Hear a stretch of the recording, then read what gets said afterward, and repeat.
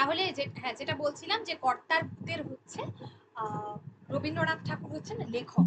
তো লেখকের 1861 সালে জন্ম, 1941 সালে মৃত্যু।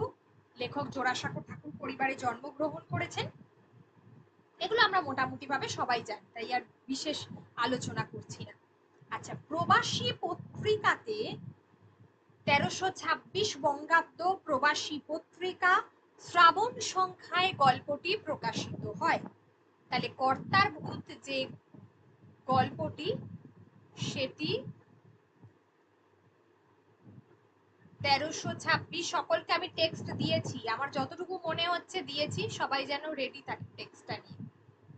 1326 বঙ্গাব্দ প্রবাসী পত্রিকা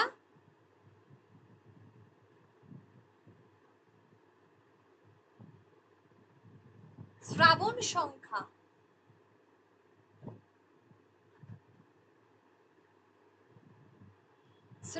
সংখ্যায় কর্তার ভূত প্রকাশিত হয়। মূল গ্রন্থটা কি ছিল? মূল গ্রন্থ ছিল লিপিকা, ভিভিআর। মূল গ্রন্থ হচ্ছে লিপিকা। আচ্ছা, আমরা যে যে চরিত্রগুলো কর্তার ভূত থেকে পড়বো, সেই চরিত্রগুলো একটু আলোচনা করে দেব। সেই চরিত্রগুলো হচ্ছে মোটামুটি ভাবে আমরা যে চরিত্রগুলো দেখতে পাই, যে হচ্ছে একদম কর্তা ফার্স্ট। মানে গল্পটা আমরা জানি, লিপিকার গল্পগুলোর মধ্যে যেটা মূল বৈশিষ্ট্য থাকে সেটা হচ্ছে যে উপরে একটা আক্ষরিক অর্থ থাকে, যেটা হয়তো কোনোভাবে হাস্যরস বা কি বলবো, এই জাতীয় গল্প, যেটা মানুষ হয়তো খুব ভালো মতো চেনে বা বোঝে, এরকম একটা গল্প। কিন্তু গল্পের আধারে অর্থাৎ ভিতরে যে গূঢ় সত্য, সমাজের হয়তো কোনো একটা গুরুতর সমস্যা, যেটাকে হাস্যরসের আধারে লেখক পরিবেশন করেন, বা সমাজের, যেমন আমরা লিপিকা এর আগে তোতা কাহিনী যেটা ছিল, তোতা কাহিনীর কাহিনীটাও ঠিক তাই। উপরে তোতা কাহিনীর গল্প, আর ভিতরে হচ্ছে শিক্ষার যে পরিহাস। ঠিক আছে, শিক্ষার যে ব্যবস্থার যে শুধুমাত্র পুঁথিগত বিদ্যা, এই বিষয়টা কিন্তু আরো ভয়াল পরিমাণে কিভাবে সমাজে প্রভাব ফেলছিল, সমাজের এই অত্যন্ত খারাপ একটা দিক, সেটাকে লেখক ব্যঙ্গাত্মক ভাবে ফুটিয়ে তুলেছেন। ঠিক আছে, সেটাকেই লেখক ফুটিয়ে তুলেছেন রূপকের আকারে, ব্যঙ্গাত্মক ঠিক নয়, রূপকের আকারে ওখানে ফুটিয়ে তুলেছেন। তো এই গল্পটাও কিন্তু সেই রকমই। এই কর্তা হচ্ছে একজন যার মধ্যে, যিনি শুধুমাত্র নিয়ম মানে, যার মধ্যে কোনো আচার সর্বস্ব তিনি, তার বাইরে তার মধ্যে কোনো প্রাণ নেই। এই কর্তা চরিত্রটা হচ্ছে তারই প্রতীক, আচার সর্বস্ব, যিনি নিয়ম মানেন। ঠিক আছে, তিনি। আর ভূতগ্রস্ত হচ্ছে দেশের মানুষ, যারা সেই নিয়মটাকে কিছু না ভেবেই অন্ধের মতো পালন করে, কিছু না ভেবেই সেই অন্ধের মতো যারা পালন করে, তাদেরকে আমরা বলে থাকি যে তিনি হচ্ছেন ভূতগ্রস্ত মানুষ। এখানে ভূতগ্রস্ত মানুষ বলতে তাহলে কাদেরকে বোঝানো হয়েছে গল্পটার মধ্যে? না, যারা হচ্ছে সেই অন্ধের মতো সব নিয়ম কানুন যারা পালন করে, তাদেরকে বোঝানো হয়েছে। এটা একটা গেল। তারপর হচ্ছে যারা এই যে নিয়ম, রাজার তৈরি যে নিয়ম রয়েছে, বা যারা নিয়মটাকে তৈরি করে, এখানে মানে আমাদের দেশে যেমন পুরোহিতদের যে ভূমিকাটা ছিল আগেকার দিনে, যারা নিজেকে, যারা নিয়মটাকে নিজেরা মানে তৈরি করতো নতুন নতুন, সেই যেটাকে আমাদের এই গল্পের আধারে আমরা দেখছি তত্ত্বজ্ঞানী। আর একটা হচ্ছে জেলখানার দারোগা। দারোগা চরিত্রটা যে ছিল ভীষণ ভাবে একটা দুষ্টু চরিত্র, একটা অত্যাচারী চরিত্র,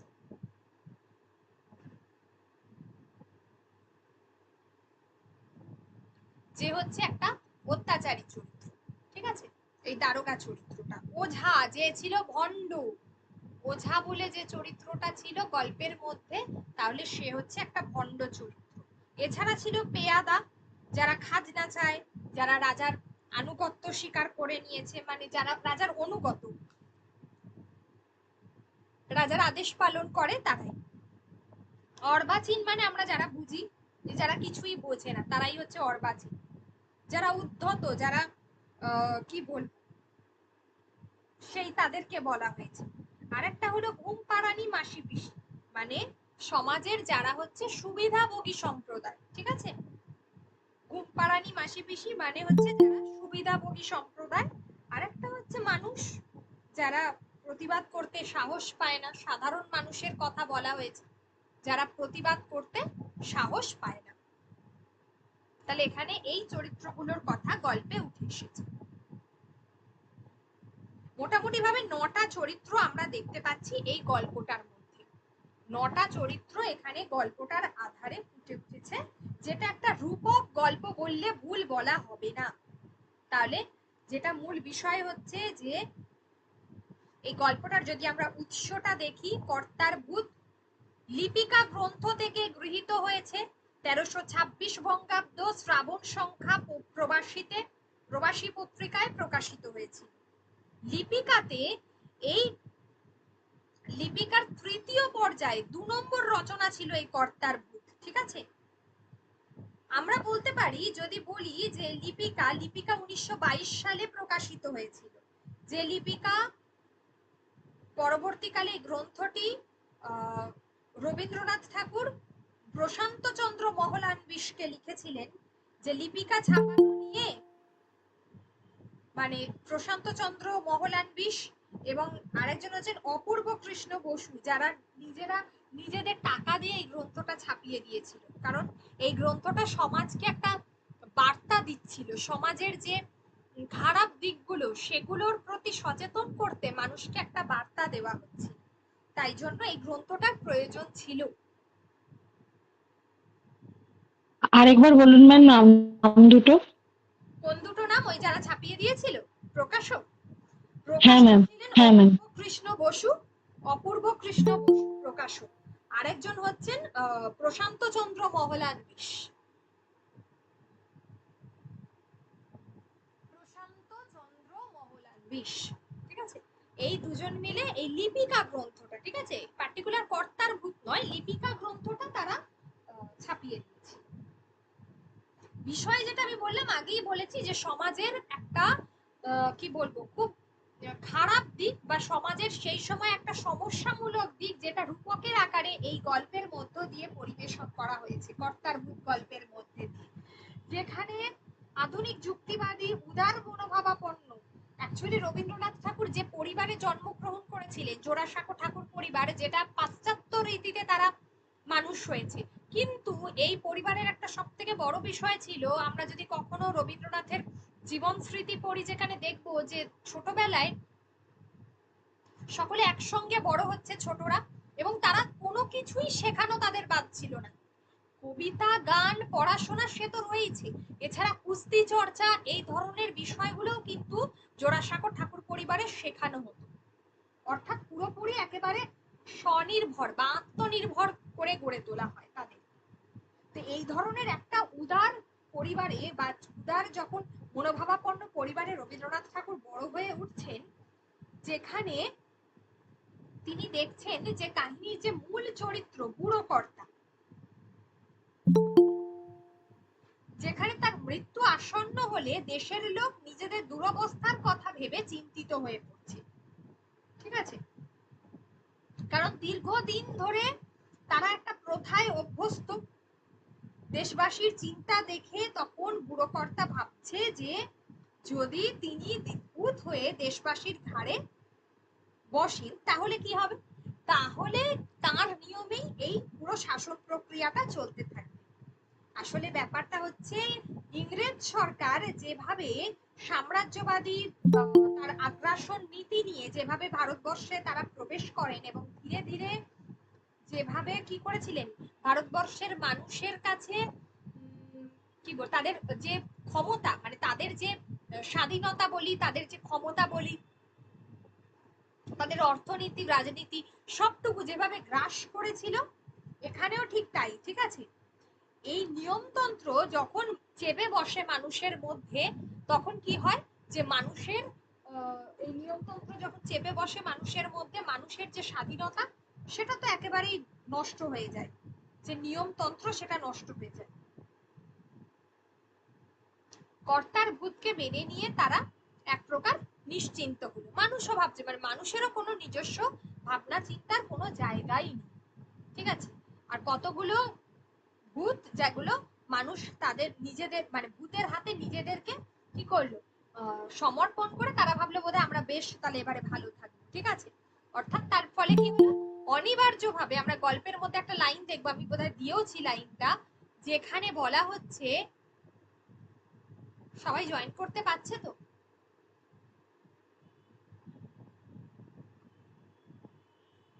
আচ্ছা আচ্ছা, অনিবার্যভাবে যেখানে বলা হচ্ছে যে হ্যাঁ, যেটা বলছিলাম যে অনিবার্যভাবে যেখানে বলা হচ্ছে যে কানমোলা দেওয়ার ব্যাপারটা, যে তাদের কপালে জুটলো, অর্থাৎ মানুষের কপালে জুটলো। মানুষ তো যেমন হয় সবকিছু মেনে নিয়েছে, তো তার ফলে কি হবে, তাদের তো কানমোলাই খেতে হবে, তার ফলে তাদের কানমোলা খেতে হলো। আর এই যে তত্ত্বজ্ঞানী, আমি আগেই বলেছি, যারা দেশের মধ্যে নিয়মটাকে তৈরি করে থাকে, তারা কি হলো, তারা দেশ মনে করলো যে এই যে ঘটনাটা ঘটেছে, তারা তো ভীষণ আনন্দ পেল। ভূতের নায়েব, দারোগা, তারপর জেলখানার মধ্যে যারা দারোগা ভীষণ অত্যাচারী ছিল, ভূতের নায়েব যে কিনা, আমি আগেই বলেছি, নায়েব যে চরিত্রটা ছিল সেও ভীষণ এক কথায় বলতে গেলে একটা সেও ছিল ওই নিয়মতান্ত্রিক শাসনতন্ত্র যেটা ছিল তারই একটা ধারক বাহক বলা যেতে পারে, ঠিক আছে। এরা সবই দুষ্ট চরিত্র, এটা তারপরে হচ্ছে দারোগা, এরা সবাই যারা কি করলো না, এদের কাণ্ড কারখানা, দেশবাসী ধীরে ধীরে অসহায় হয়ে পড়লো এদের কাণ্ড কারখানার কাছে।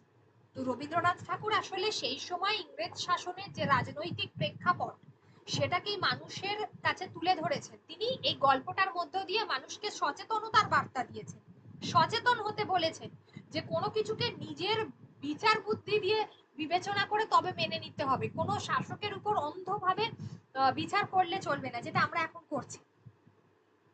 এখানে রবীন্দ্রনাথ ইংরেজ শাসনের কথা বলছে, কিন্তু আমরাও সেমই ব্যাপারটাতেই রয়েছি, ঠিক আছে। যাই হোক, তো ভূতের শাসনে শান্তি জরুরি, দেশবাসীকে কি করতে হবে, তাহলে শান্তির বাতাবরণ তৈরি করতে হবে, মানুষের সাধারণ যে ন্যূনতম আমরা যে প্রাইমারি নিড বলে থাকি যেটাকে, যে আমাদের অন্ন বস্ত্র আর মানে থাকার জায়গা যেটা, ঠিক আছে, বাসস্থান, তো এইটা হলো আমাদের প্রাইমারি নিড। তো যার ফলে কি হচ্ছে, এর উপর এগুলো আগে দরকার, মানুষকে এই বিষয়ে আগে সচেতন করতে হবে, এগুলো আগে মানুষের প্রাপ্য, এগুলো আগে মানুষকে পেতে হবে। দেশবাসী তো একেবারে মানে কি বলবো, দিশাহীন হয়ে পড়েছে, চারদিকে কি করবে বুঝতে পারছে না, ভূতের রাজ্যে তারা যেন ঘুমিয়ে আছে। আর কোনো কিছু যদি তারা প্রতিবাদ করে কেউ, তাহলে তাদেরকে শোষিত হতে হচ্ছে। আমরা দেখতে পাচ্ছি এখানে দুটোই খাজনার কথা বলা হয়েছে, যে পেয়াদারা খাজনা তুলছে, আর একটা হলো উত্তর দক্ষিণ পূর্ব পশ্চিম, যেখানে বলছে এই যে নানা জাতের বুলবুলি এসে ধান খেয়ে চলে যায়, খাজনা দেওয়ার উপায় থাকে না দেশবাসী, মানে সামন্ততন্ত্র, ভূতগ্রস্ত দেশবাসী একেবারে বীতশ্রদ্ধ হয়ে উঠেছে অত্যাচারে, ব্রিটিশ শাসনের অত্যাচারে, যেমন করে পারি ভূত ছাড়াবো। এই জন্য অর্বাচীনরা বলছে, অর্বাচীন কারা, এখানে অর্বাচীন বলতে বোঝানো হয়েছে নতুন প্রজন্মকে, এই গল্পটার মধ্যে অর্বাচীন বলতে বোঝানো হয়েছে একেবারে নতুন প্রজন্মকে, যারা বলছে যে যেমন করে পারি ভূত ছাড়াবো। মোট কথা কর্তা ভূত হয়ে চেপেছে দেশের ঘাড়ে। তো যদি শান্তিতে বাঁচতে হয়, এই মিথ্যে শাসনের হাত থেকে যদি বাঁচতে হয়, তাহলে যেভাবেই হোক কর্তাকে ঘাট থেকে নামাতে হবে, তবেই আগামী দিনে আসার আলো কিন্তু দেখা যাবে। এই জন্যই এটা হয়েছে কর্তার, এই কারণেই গল্পটা হচ্ছে, নামকরণটা হয়েছে স্বার্থ, এই কারণে গল্পটার নামকরণ হয়েছে স্বার্থ। আচ্ছা, এটা যখন পড়া হয়ে যাবে প্রথমে, তো যেটা আমাদেরকে ফার্স্ট করতে হবে সেটা হচ্ছে এই যে কর্তার ভূত, এখানে যে যে গুরুত্বপূর্ণ লাইনগুলো রয়েছে আমি সেই লাইনগুলো দিয়েছি, এখানে যে গুরুত্বপূর্ণ লাইনগুলো আছে সেই লাইনগুলো আমি দিয়েছি, এগুলো কিন্তু ভালো করে গল্পটা থেকে পড়তে হবে, ঠিক আছে। আমি প্রত্যেকটা তবু একবার করে একটু বলে দিচ্ছি, যেমন হ্যালো ম্যাম। হ্যাঁ ম্যাম, বলো। আমি তো আমি গড়া থেকে ক্লাসে ছিলাম না, যাই হোক, তো আমি এই বিষয়টা সম্পর্কে বুঝতে পারছি। আচ্ছা, কর্তার ভূত যেটা এবার, হ্যাঁ যেটা বলার, সেটা হচ্ছে যে এই জায়গাগুলো যে কটা আমি লাইন দিয়েছি আমার মনে হয়েছে যে না একবার প্রত্যেকটা লাইন একটু বলে দিলে ভালো হয়, ঠিক আছে? তো এখানে যেটুকু আমি বলবো যে কেন এই লাইনগুলোর কথা বলা হচ্ছে, যে কর্তার ভূত প্রথমত আমি আগেই বলেছি একটা রূপক ধর্মী একটা রচনা, এটাকে কেউ ছোট গল্প বলা যায় না। কর্তার ভূত প্রবাসী পত্রিকায় প্রকাশিত হয়, যে বলছে যে সে ভূতগ্রস্ত হয়ে মানুষের মানে মানুষ সে চলে গেলে যদি মানুষ চিন্তা করে যে দেশ কি করে চলবে, তাহলে সে কি করবে, ভূত হয়ে মানুষের ঘাড়ে বসবে যখন মারা যাবে। তাহলে তুমি গেলে আমাদের কি দশা হবে, এই কথাটা কে বলছে, তুমি গেলে আমাদের কি দশা হবে, অর্থাৎ দেশের মানুষ বলছে তুমি গেলে আমাদের কি দশা হবে, অর্থাৎ দেশের সমস্ত মানুষ যারা বুড়ো কর্তার কি করছে মৃত্যু আসন্ন দেখে তারা এই কথাটা বলছে, ঠিক আছে? তা বলে মরণ তো এড়াবার জো নেই, মানে মরণ মানুষ মাত্রই তো মরণশীল, এটা তো একটা জৈবিক প্রক্রিয়া, মানুষ মাত্রই তো এটা থাকবে, ঠিক আছে? সেই কারণেই বলা হচ্ছে তো মৃত্যুকে তো বুড়ো কর্তা কখনো এড়িয়ে যেতে পারবে না, তাই জন্য তিনি বলেছেন যে তিনি মৃত্যুর পরে বরং দেশ শুদ্ধ মানুষের উপর ঘাড়ে চেপে বসবে। দেশের লোক ভারী তখন নিশ্চিন্ত হলো, এই পুরো বিষয়টাতে তখন দেশের লোক নিশ্চিন্ত। মানুষের মৃত্যু আছে কিন্তু ভূতের মৃত্যু নেই, এইটাই বলতে চাইছে। তাহলে ভূত হয়ে তিনি থাকবেন, ভূতের কিন্তু মৃত্যু নেই, ভূতকে মানলে কোনো ভাবনাই নেই, তাহলে ভূতকে মানতে হবে, অর্থাৎ ভবিষ্যতে মানুষকে যে শাসন চালাবে সে হবে ভূত, ভূতকে মানতে হবে, ভূতের কথা মেনে চলতে হবে, তাহলে মানুষের আর কোনো ভাবনাই থাকবে না। আচ্ছা, তারা খায় ভূতের কানমোলা, এই লাইনটা কিন্তু দরকার।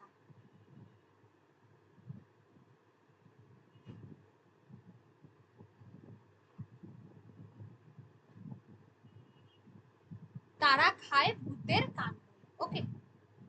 তো ভূতের কানমোলা ব্যাপারটা হচ্ছে, তারা খায় ভূতের কানমোলা মানে এখানে বলা হচ্ছে যে সেই সমস্ত মানুষগুলো সাধারণ মানুষ যাদের ঘাড়ে যাদের চেপে বসেছে, শাসকরা যাদের ঘাড়ে চেপে বসেছে, তারা কি করছে, যে স্বাভাবিক যখন মানুষ যদি কোনো কারণে কোনো অন্যায় করে ফেলে না বুঝে, তো তাকে কানমোলা দেয়, মানে তার উপর অত্যাচার চালায়, সেটাই হচ্ছে মূল বিষয়। ভূত বলতে এখানে সেই যাদেরকে দেখতে পাওয়া যায় না তথাকথিত সেই গোষ্ঠীকে বলা হচ্ছে, হয়তো তাদের চোখে দেখা যায় না কিন্তু সমাজে তারা রয়েছে এবং তারা মানুষের উপরে তাদের তাদের নিয়ম সর্বস্বভাবে নিয়মতান্ত্রিক যে শাসন সেটা তারা চালায়, এইগুলো।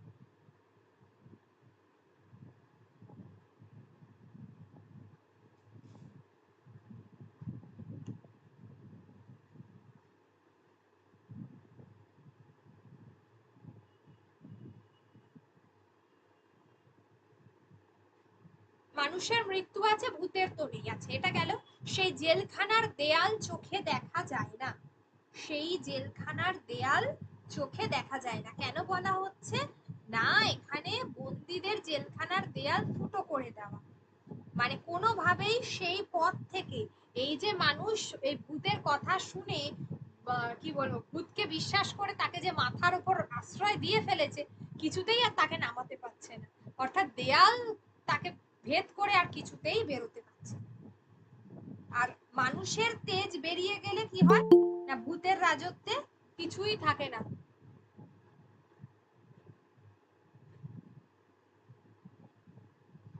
অন্ন বস্ত্র স্বাস্থ্য এগুলো কিছুই থাকে না, শুধু শান্তি বজায় থাকে, ঠিক আছে? সব দেশে যত ঘানি ঘোরে তার থেকে তেল বেরোয়, সব দেশে যত ঘানি ঘোরে তার থেকে তেল বেরোয়, এই কথাটা খুব গুরুত্বপূর্ণ।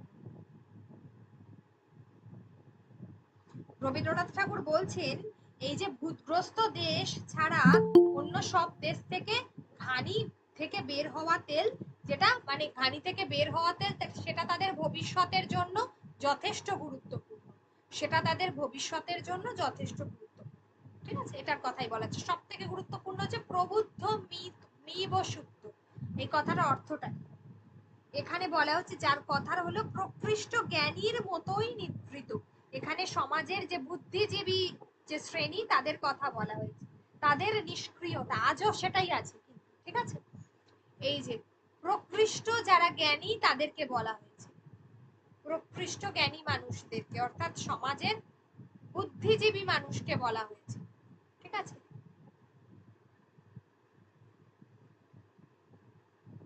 বুদ্ধিজীবীদের বলা হয়েছে যারা কি না নিকৃষ্ট, যারা জানছে যে কি বলবো যে শাসক ভুল করছে, তা সত্ত্বেও তাদেরকে প্রশ্রয় দিচ্ছে। আর খাজনা দেব কিসে? যে মানুষ, আমরা যেমন রবীন্দ্রনাথের কথা পড়েছিলাম যে আব্রু দিয়ে, ইজ্জত দিয়ে, ইমান ও বুকে রক্ত দিয়ে খাজনা দিতে হবে, সেটাই যে মানুষকে সবকিছু দিয়ে তার খাজনা কিন্তু দিনের শেষে দিতেই হবে, নইলে তাদের উপর তীব্র অত্যাচার হবে। এবং তাতে সে খেতে পাক আর নাই পাক, তার যা কিছু সে চাষ করবে সবটাই তাকে সেই সামন্ততান্ত্রিক প্রভু, সেই রাজা, সেই বুড়োকর্তা, এই যে প্রতীক চরিত্র, এই চরিত্রটাকে কিন্তু দিয়ে দিতে হবে। মানে তার সবটুকু দিয়ে দিতে হবে, তার শেষ সম্বলটুকু তারা কেড়ে নেবে। দেশটাকে সে নাড়েও না অথচ ছাড়েও না, অর্থাৎ দেশের মধ্যে সে না দেশটার কোনো উন্নয়ন করে, না কোনো উন্নতি করে, আবার দেশটাকে ছেড়েও সে কিন্তু বেরিয়ে যায়। এই হলো গুরুত্বপূর্ণ অংশ, ঠিক আছে? টেক্সটটা সবাই যেন ভালো করে পড়বে। টেক্সটটা একবার দেখিয়ে দিচ্ছি, হ্যাঁ?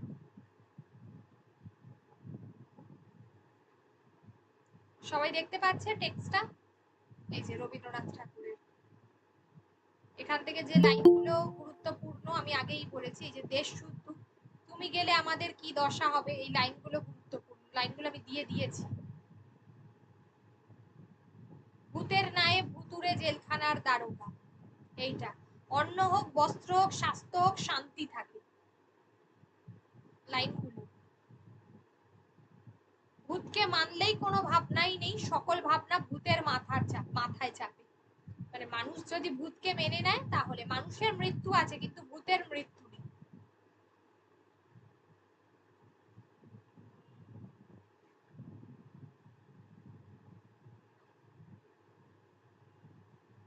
এই যে এদিকে দিব্যি ঠান্ডায় ভূতের রাজ্য জুড়ে খোকা ঘুমোলো পাড়া জুড়ে, সেটা খোকার পক্ষে আরামের, খোকার অভিভাবকের পক্ষেও, কিন্তু পাড়ার কথা তো বলাই আছে।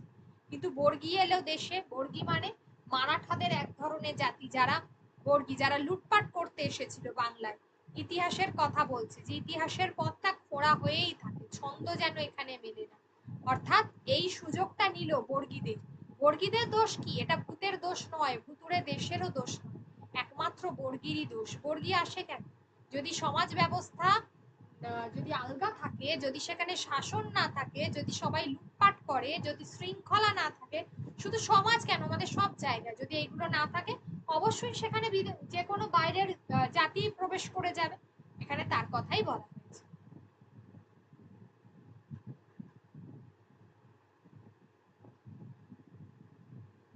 এই যে ঘুমপাড়ানি মাসি পিসির দল, যারা হচ্ছে স্বার্থান্বেষী মানুষ, তাদের উদ্দেশ্যে এই কথা বলেছে।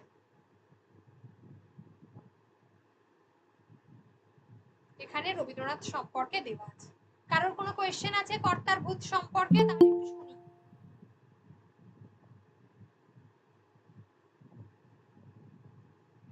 কারোর বুঝতে কোনো প্রশ্ন আছে? মানে বুঝতে কারোর কোনো অসুবিধা হয়েছে? ম্যাম ওই মাসি পিসি বলে বুলবুলির ঝাঁককে কৃষ্ণ নাম শোনাবো আর বর্গীর দলকে, বুলবুলির ঝাঁক মানে ম্যাম?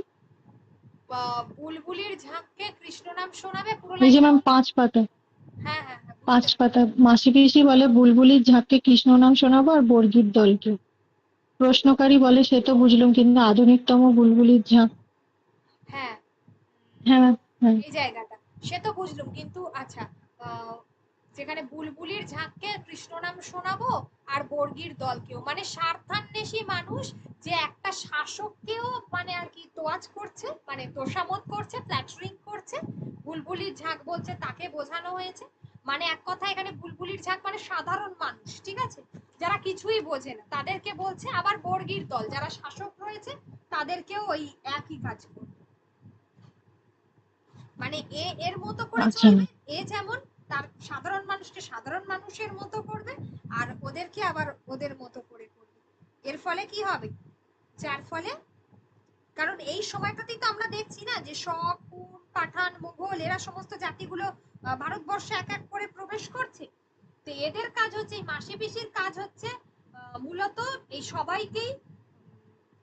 সবাইকে যেটাকে আমরা বলবো মাসি পিসির কাজ হচ্ছে, যেটা হচ্ছে সমাজের যে তুচ্ছ নির্বোধ মানুষগুলোকে, তাদেরকে যাদের মধ্যে কোনো চেতনাই নেই, যারা হচ্ছে অসার, তাদের তাদেরকে তাদের মতো করেই আমি বুঝিয়ে দেবো। তাহলে আমার স্বার্থটা চরিতার্থ হলো। আবার ওইদিকে যারা সাম্রাজ্যবাদী রয়েছে তারাও এক প্রকার নির্জীব, তাদেরকেও তাদের মতো করেই, মানে তারা হলো সনাতন ঘুমে আক্রান্ত, যেটা বলেছে না যে সনাতন ঘুমে আক্রান্ত, তারা হচ্ছে মানে তারা তাদের একটা নির্দিষ্ট ধ্যান ধারণা নিয়েই বেঁচে রয়েছে, তার বাইরে কিন্তু তারা বেরোচ্ছে। এখানে এই কথাই বলা। ম্যাম, ওই প্রবুদ্ধমিব সুপ্ত মানে ওই যেখানটা 4 নম্বরের একদম শেষে 5 নম্বরটা যেটা শুরু হচ্ছে তার আগের লাইনটা, ওই বেহুশ যারা তারাই পবিত্র, ওইটা একটু আরেকবার বলে দিন না, প্রবুদ্ধমিব সুপ্তটা যেটা বললেন। সত্যটা হচ্ছে যারা, আমি বললাম যারা জ্ঞান, যারা বুদ্ধিজীবী, ঠিক আছে, তারা মূলত কি করছে, এই দেশের দেখছে যে এত অন্যায় হচ্ছে, তা সত্ত্বেও তারা কোনো রকম প্রতিবাদ না করে তারা চুপ করে আছে, তারা নিকৃষ্ট হয়ে আছে। তারা কিন্তু সাধারণ মানুষের পাশে থাকছে না। তারা সরকারের হয়ে কি, মানে সরকার যে কোনো মানে সরকারের বিরুদ্ধাচারণ করছে না, তারা সরকারকে কখনোই বলছে না যে তুমি এটা ভুল করছো, তাদের চোখে আঙুল দিয়ে দেখাচ্ছে না। অর্থাৎ সমাজের যারা শিক্ষিত শ্রেণী, তারা সরকারের ভুলটা তাকে চোখে ধরিয়ে দিচ্ছে না, বা তারা মনে করছে না যে না এরকম ভূত হয়েছে, ভাড়ে চেপে বসা যে শাসক, তাকে কিন্তু মানুষের চাই না, এরা মানুষের ভালো করতে পারে না। মানুষ বুদ্ধিজীবী শ্রেণীটা তৈরি করে কেন? সাধারণ মানুষের তো সেই জ্ঞান নেই। মূলত এই বুদ্ধিজীবী মানুষরাই কি করবে, শ্রেণীর মানুষরাই যারা সমাজের ভালো মন্দ যেটা সরকারের সঙ্গে আলোচনা করবে। কিন্তু এখানে দেখা যাচ্ছে তারা কোনো আলোচনাই করছে না, তারা নিকৃষ্ট ব্যবহার করছে। এই জন্য এদেরকে ওই প্রবুদ্ধমিব সুপ্ত এই কথা বলা হচ্ছে। আচ্ছা, ঠিক আছে। এবারে কি তেলেনা পোতাতে যাই? এখানে সবগুলো গল্পই একেবারে ফ্ল্যাট গল্প নয়, কি তাদের মধ্যে একটা মেসেজ রয়েছে, এটাই কিন্তু গুরুত্বপূর্ণ। তেলেনা পোতার মধ্যেও ঠিক তাই। তেলেনা পোতা আবিষ্কার ব্যাপারটা কি? প্রেমেন্দ্র মিত্রের লেখা বিখ্যাত গ্রন্থ তেলেনা পোতা আবিষ্কার।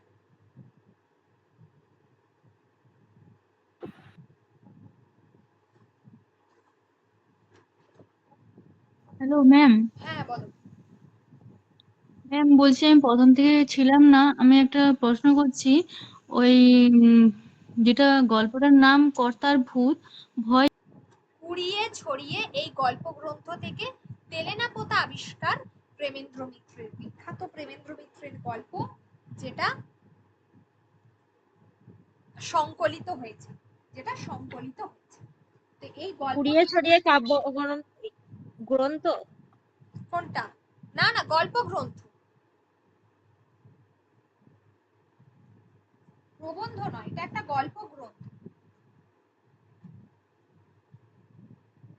আচ্ছা, এবারে আসি যে প্রেমেন্দ্র মিত্র রবীন্দ্র পরবর্তী যুগের একজন অন্যতম শ্রেষ্ঠ সাহিত্যিক। তো তার গল্পের লেখনীতে যেটা উঠে আসে যে সেই সময় আমরা দ্বিতীয় বিশ্বযুদ্ধের প্রেক্ষাপটে দেখছি বাংলায় যে চরম দুর্ভিক্ষ, মানুষ খেতে পারছে না, মানুষের অর্থনৈতিক সমস্যা, অর্থনৈতিক সংকট, তার মধ্যে তার জীবনগুলো প্রায় এইরকম একটা পরিস্থিতিতে মানুষের জীবন অনেকটাই বদলে গেছে।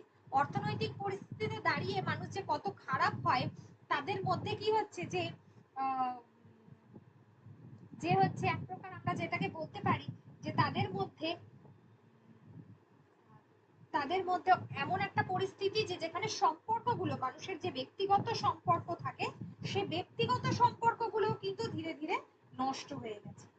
ঠিক আছে, সেই কারণেই এই এই ধরনের প্রেক্ষাপটে প্রেমেন্দ্র মিত্রের অনেকগুলো গল্প, যেমন শুধু কেরানি আছে, ঠিক আছে, এইগুলো রয়েছে, এগুলো খুবই গুরুত্বপূর্ণ।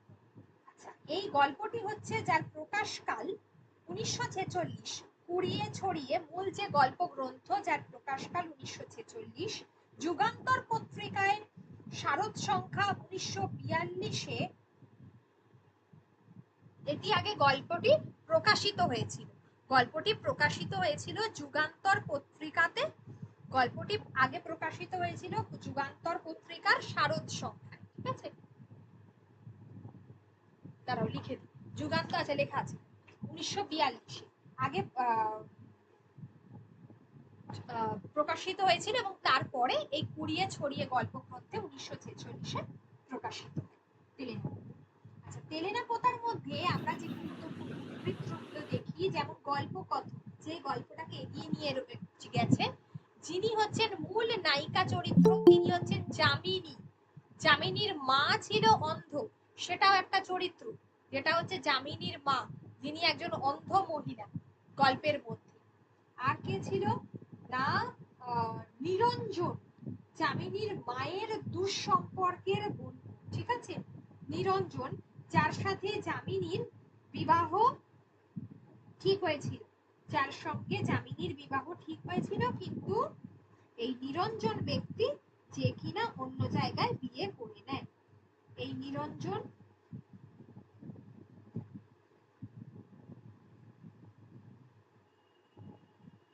অনুমিতা জয়েন করেছো? হ্যাঁ ম্যাম, জয়েন করেছি অনেকক্ষণ। আচ্ছা আচ্ছা, ঠিক আছে,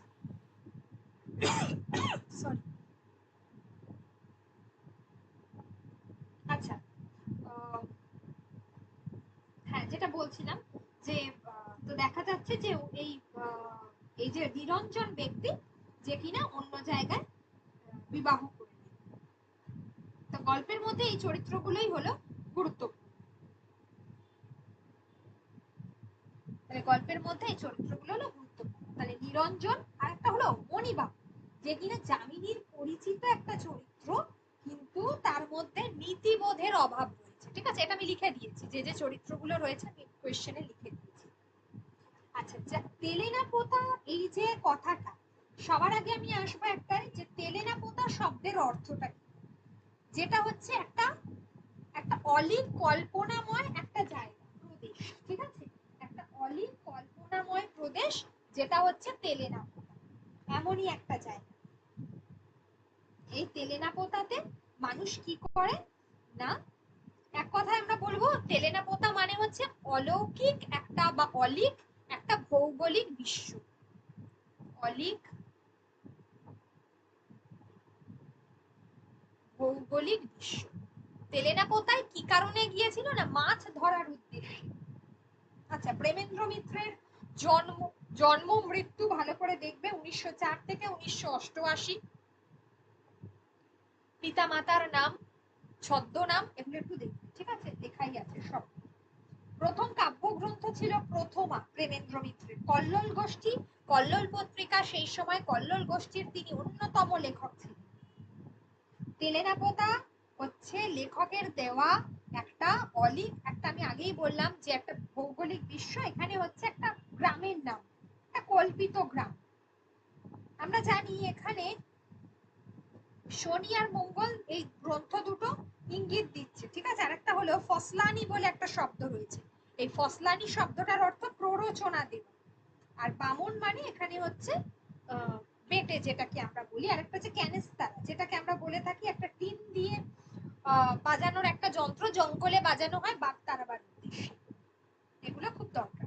তেলেনা পোতা গল্পের মূল যিনি একটা নারী চরিত্র, তিনি হচ্ছেন কিনা যামিনী, ঠিক আছে? তো আমি আগেই বলেছি যে যে সময় প্রেমেন্দ্র মিত্র গল্পগুলো লিখছেন, সেই সময় প্রেক্ষাপটটা, মানুষের কাছে খাবার নেই, অর্থ নেই, এইরকম একটা পরিস্থিতি।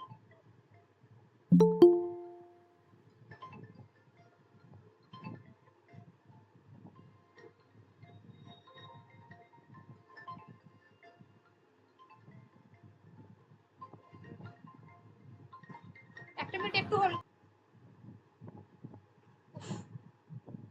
আচ্ছা, তারপরে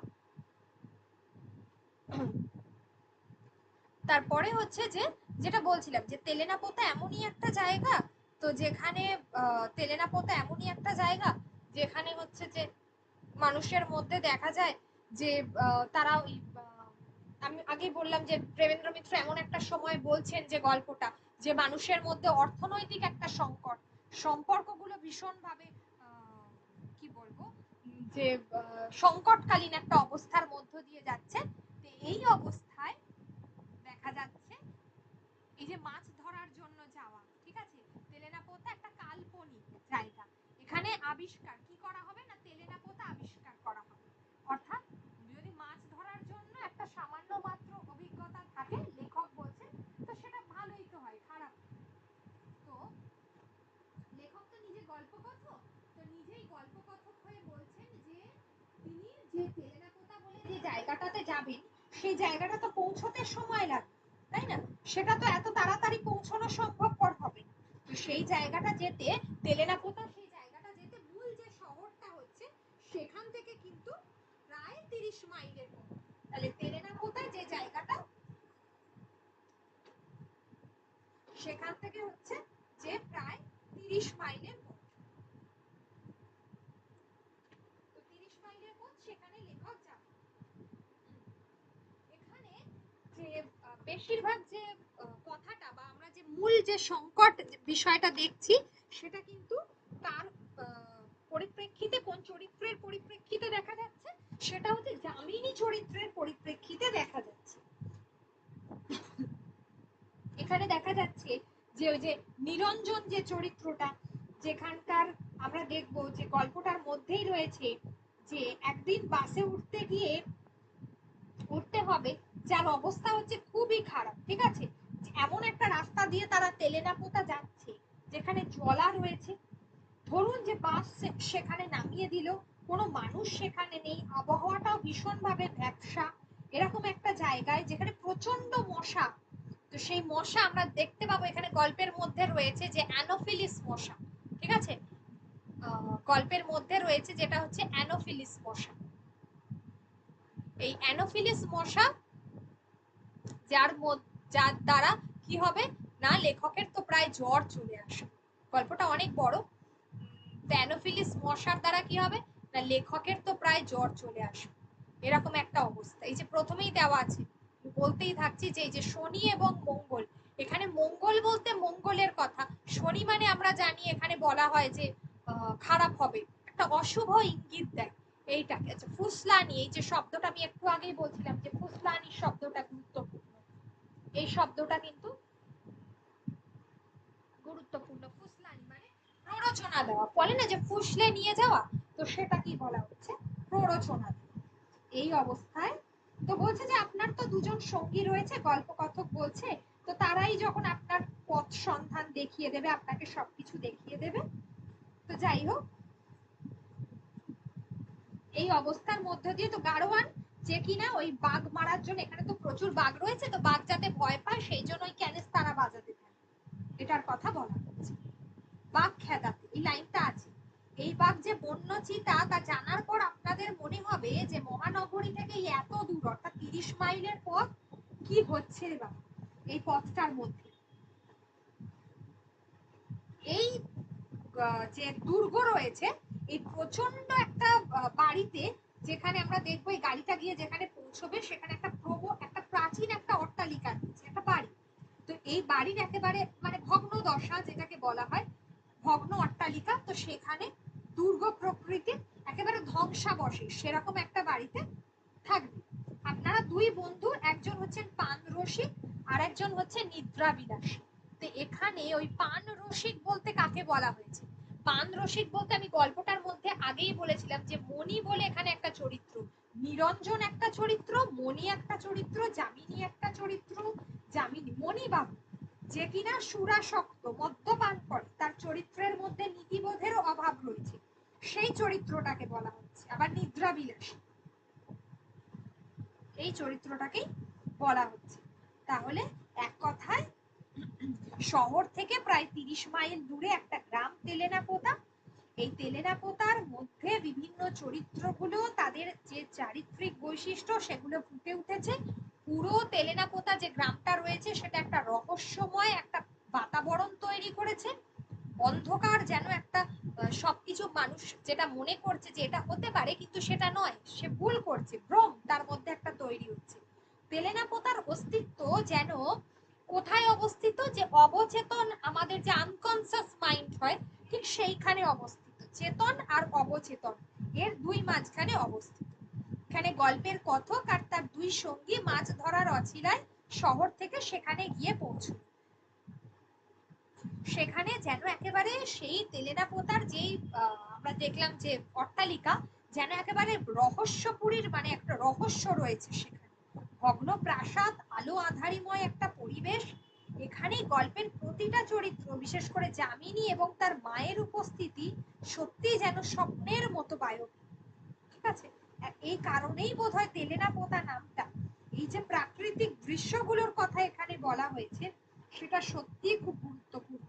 এখানে গিয়েই যেন যামিনীকে দেখা যাচ্ছে, এই মাত্র যামিনী নিজের চোখে দেখে এলো যে, ঠিক আছে, যে কি দেখতে পেয়েছে না, ওই সেই পানাসক্ত যে ব্যক্তিটি তাকে দেখতে পেয়েছে, সে মণিবাবুকে দেখতে পেয়েছে।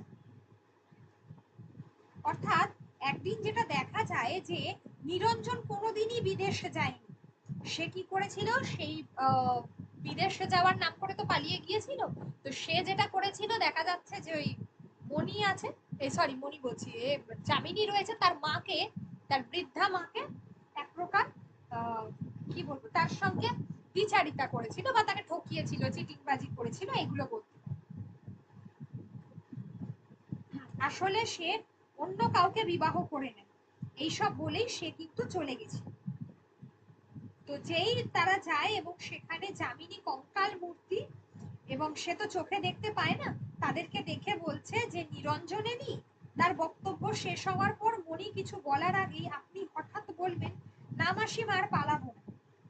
আপনার কথায় মণি এবং যামিনী স্তম্ভিত বিস্ময়ে হতবাক হয়ে। এই যে এখানে রাতের যে বর্ণনাটা দেওয়া হয়েছে সেটাও কিন্তু ভীষণ গুরুত্বপূর্ণ। রাতের এখানে এটা অ্যাকচুয়ালি ফ্ল্যাশব্যাকে গল্পটা বলা হয়েছে, কিছুটা ফ্ল্যাশব্যাকে বলা হয়েছে গল্পটা। তো গল্পের মধ্যে এই অংশগুলো খুবই গুরুত্বপূর্ণ। গল্পটা এমনি সহজ আছে। তো এখানে বলতে চাইছে যে যামিনী বুঝতে পারছে সবকিছুই, কিন্তু বৃদ্ধা তো চোখে দেখতে পায় না, সেই জন্য সে বুঝতে পারছে না। যামিনীকে গ্রহণ করার প্রস্তাব আরো একবার বৃদ্ধার কণ্ঠে উঠলে আপনি জানাবেন, আমি তোমায় কথা দিচ্ছি মাসিমা। মানে যামিনী সেটা বলেই দিচ্ছে, ঠিক আছে। তো যামিনী বলছে এবার তো আপনাদের ফেরার কথা, এবং ইতিমধ্যে এবার ওখানে গিয়ে আবার 105 ডিগ্রি জ্বরে পড়ছে নিরঞ্জন, তার ম্যালেরিয়া হয়েছে। আমি আগেই বলেছি যে অ্যানোফিলিস মশার কথা এখানে বলা হয়েছে।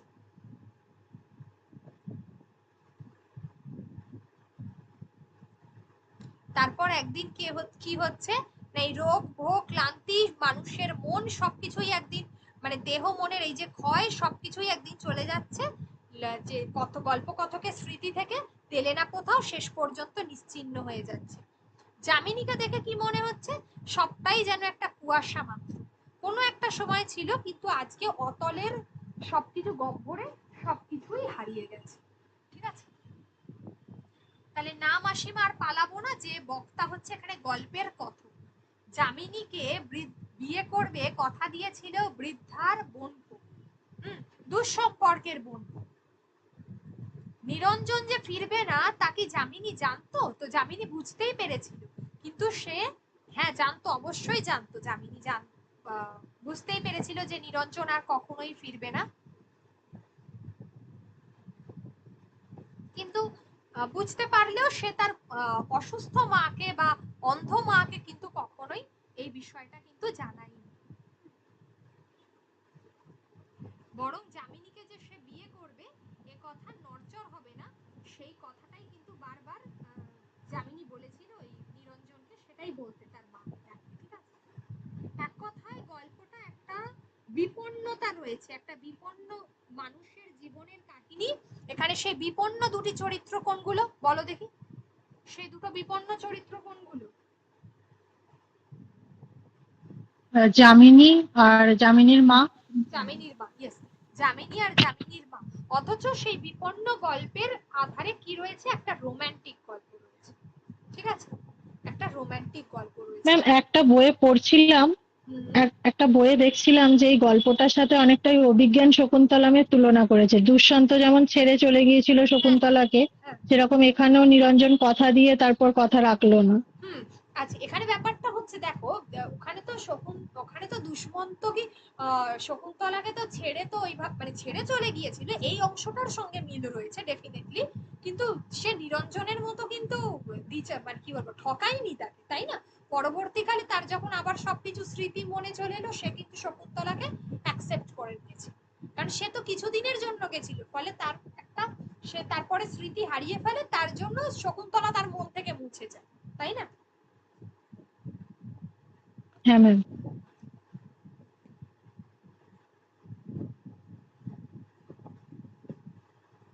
আচ্ছা, একটা জিনিস বলো, তেলেনাপোতা আবিষ্কার গল্পে মূলত কোন কালের ক্রিয়াপদ ব্যবহার করা হয়েছে? কাল বলতে বোঝো তো অতীত, বর্তমান আর ভবিষ্যৎ।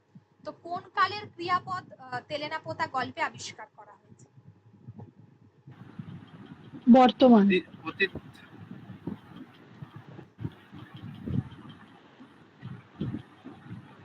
ঠিক করে বলো, অতীত, বর্তমান, ভবিষ্যৎ।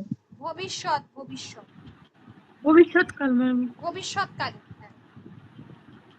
এই যে মনে হবে পাখিরাও যেন সভয়ে সে জায়গা পরিত্যাগ করে চলে গিয়েছে, মানে সবকিছুতে একটা কল্পনা রয়েছে না, যে ভবিষ্যতে এরকম কিছু ঘটতে পারে, ভবিষ্যৎকালের ক্রিয়াপদ। আর তিনি ম্যাম পুরুষ বললে কি এটা মধ্যম পুরুষ হবে? গল্পকথক তুমি বলতে তোমরা। তুমি তোমরা, হ্যাঁ, তুমি তোমরা অবশ্যই মধ্যম পুরুষ হবে।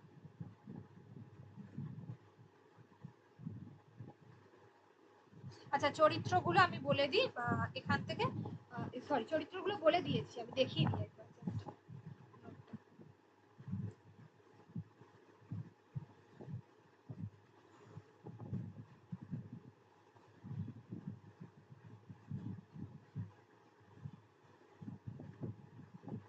এর পরের অংশটা মারাত্মক।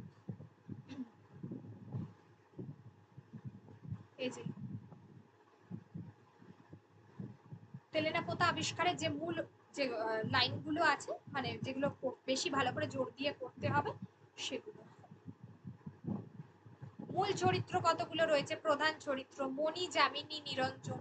এখানে যামিনীর মাও একটা চরিত্র, অন্ধ চরিত্র হলো যামিনীর মা। এইগুলো হচ্ছে গুরুত্বপূর্ণ লাইন, দেখে যেতে হবে। তার মানে এই নয় যে টেক্সট পড়া বারো। আচ্ছা, এবারে আসি আজকের যেটা ছিল টেক্সটে, আগের দিন আমি পড়াচ্ছিলাম, মনে আছে আগের দিন কি পড়িয়েছিলাম? আগের দিন পড়িয়েছিলাম নৃতাত্ত্বিক। নৃতাত্ত্বিক যে যে নিগ্রবটু, এই অংশগুলো আমি পড়িয়েছি। আজকে এবারে পড়াবো আমি, আপনাদের রয়েছে কিন্তু চর্যাপদ, ঠিক আছে? কিন্তু চর্যাপদ মোটামুটি ভাবে আমরা ওখানে অনেকটা অংশই পড়ে এসেছি, তাই ওই জায়গাগুলো আমি রিপিট করব না, শুধুমাত্র যে জায়গাটা দরকার আছে সেই অংশটুকু রিপিট করব। ক্লাস 11-12 এর জন্য যে পার্টটা গুরুত্বপূর্ণ। আরেকটা বলি, আগামীকাল সকালবেলা আমাকে একবার মনে করিয়ে দিতে হবে যে যখন আমি বলবো যে মঙ্গল কাব্য আমরা যেগুলো পড়েছি, আমাদের তো পড়তে হয়েছে বিজয়গুপ্ত সিলেক্টেড গুলো 9-10 এর জন্য, বিজয়গুপ্ত, ঘনরাম চক্রবর্তী, তারপরে এদিকে হচ্ছে কি বলে চণ্ডীমঙ্গল থেকে, তারপর দিকে ভারতচন্দ্র রায়, এদিকে মুকুন্দরাম চক্রবর্তী, এইগুলো পড়তে হয়েছে। কিন্তু আমাদের উচ্চ মাধ্যমিকের সিলেবাস অনুযায়ী কিন্তু সবটাই পড়তে হবে, মানে ওখানে কিন্তু ওই বিপ্রদাস পিপলাই থেকে শুরু করে আর নারায়ণ দেব, তারপরে এগুলো সব রয়েছে। আবার চণ্ডীমঙ্গলেও আদি কবি যারা, এগুলো সবগুলো রয়েছে। ধর্মমঙ্গলের ক্ষেত্রে রূপরাম চক্রবর্তী, এগুলো ঠিক আছে। তো এগুলোর সম্পর্কে একটু ডিটেল আমার কাছে নোটটা করা আছে, আমি দিয়ে দেবো, ঠিক আছে? সবাই একটু প্রিন্ট বের করে। ম্যাম ওই ফার্স্ট দিন যে বলছে নৃতাত্ত্বিকের ক্লাসটা করানো হয়েছে, ওটা ইউটিউবে লিংক পেয়েছিলাম, কিন্তু নোট কি দেওয়া হয়েছে? কোনটা? ওই আগের দিনে যে ক্লাসটার কথা বলছেন নৃতাত্ত্বিকের। হ্যাঁ, সব নোট দিয়ে দিয়েছি, উম, দিয়ে দেবো দিয়ে দেবো। কোন ব্যাচ আবার আরেকবার মনে করিয়ে দিই, দিয়ে দেবো। কালকে মনে করে বলবে সকালে সব, যার যা অসুবিধা। আচ্ছা ঠিক আছে ম্যাম।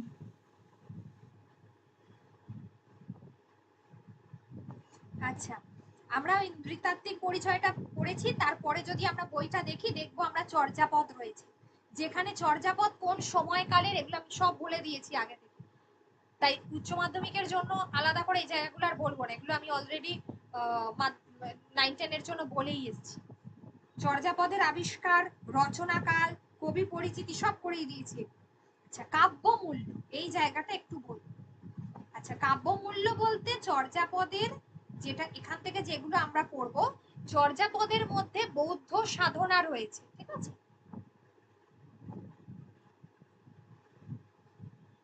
নাইন টেনেও বলেছি এগুলো বৌদ্ধ সাধনার চিত্র রয়েছে, একটা ইঙ্গিত রয়েছে, এটা দরকার। এখানে বৈষ্ণব সহজিয়া গানের পরিচয় রয়েছে, এখানে বাউল গান, মুর্শিদি গানের প্রবাহ চলেছে, এইগুলো। চর্যাপদের সমস্ত গান মাত্রাবৃত্ত ছন্দে লেখা, মাত্রাবৃত্ত ছন্দে লেখা। তাহলে চর্যাপদের মূল বৈশিষ্ট্য হচ্ছে এটা হলো মাত্রাবৃত্ত ছন্দে লেখা।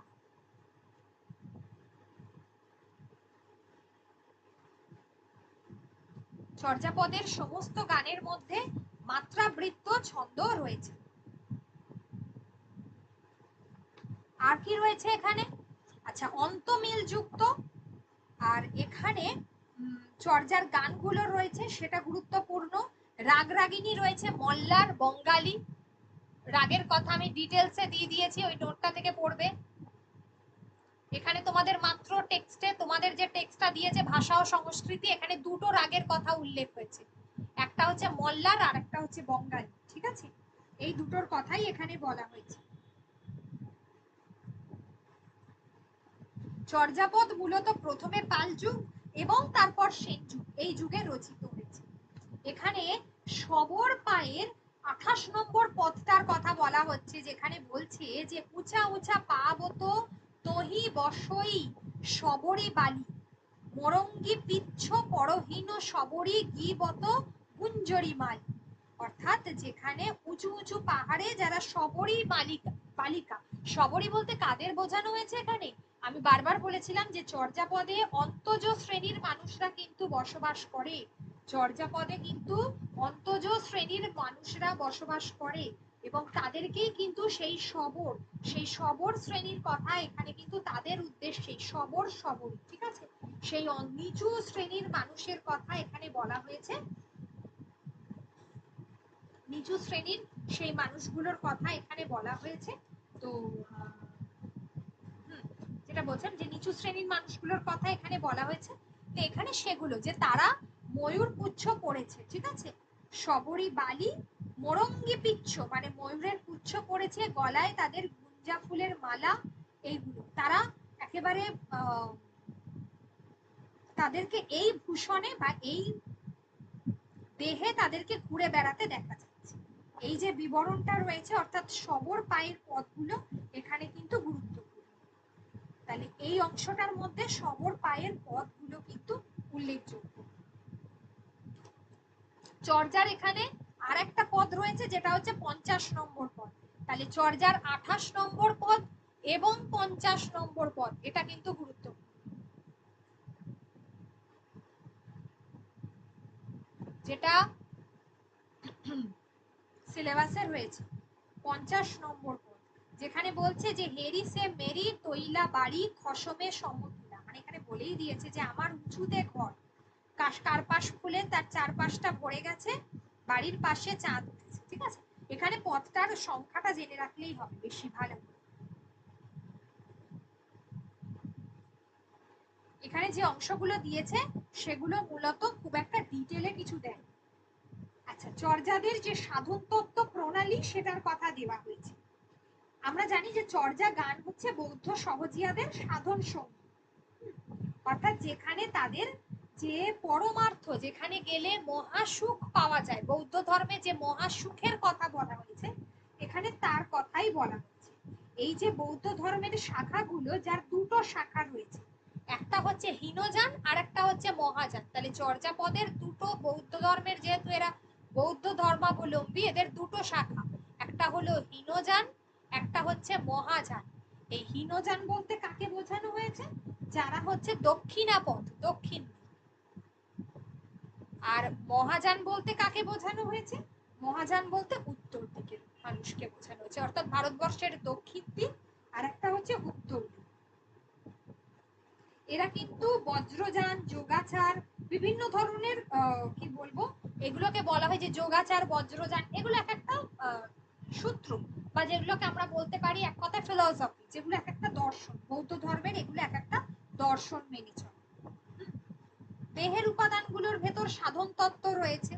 দেহের মধ্যে আমরা যে আমাদের যে পঞ্চভূতের কথা বলি, মাটি, জল, তেজ, বায়ু যেগুলো বলে থাকি, তো সেগুলো কিন্তু দেহের যারা আর কি, যারা দেহকে পরিচালিত করে, যারা দেহকে পরিচালিত করে, এখানে সেই সাধন তত্ত্বের কথাটাই কিন্তু উঠে এসেছে। চর্যাপদের প্রত্যেকটা পদের মধ্য দিয়ে লেখকেরা একটা সাধন তত্ত্বকে তুলে ধরেছে। এমন নয় কিন্তু যে সেখানে শুধুমাত্রই ওই পদগুলোর বর্ণনা রয়েছে। আমি কিন্তু কিছু কিছু জায়গায় যে পদগুলো গুরুত্বপূর্ণ আমি চর্যাপদে দিয়ে দিয়েছি। চর্যাপদের ভাষা হচ্ছে সন্ধ্যা ভাষা, আগেই বলেছিলাম।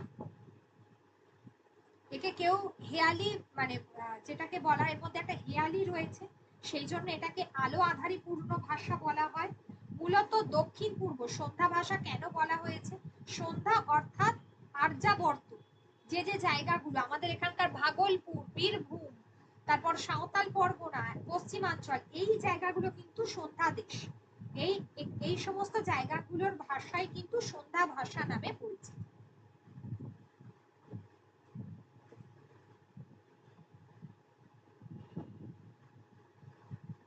আচ্ছা, এখানে কতগুলো অসমাপিকা যে শব্দগুলো রয়েছে, সেই শব্দগুলো যেগুলো কি কি? চড়িলে, চড়িলে, জানতে, বুঝিয়া প্রভৃতি শব্দে। আর এখানে কি হয়েছে? ইলে, এগুলো হচ্ছে এই যে চড়িলে, জানতে, বুঝিয়া, এগুলো হচ্ছে অসমাপিকা ক্রিয়া। আর ইলে, ইতে, এগুলো তাহলে কি হবে? কি বলে? ইলে, ইতে, এগুলো কি? সব ভুলে গেছে গো। বিভক্তি, বিভক্তি। অসমাপিকা ক্রিয়ার সঙ্গে বিভক্তি যুক্ত হয়েছে, মানে ক্রিয়াপদ ধাতুর সঙ্গে বিভক্তি যুক্ত না হলে ক্রিয়াপদটা তৈরি হবে কি করে?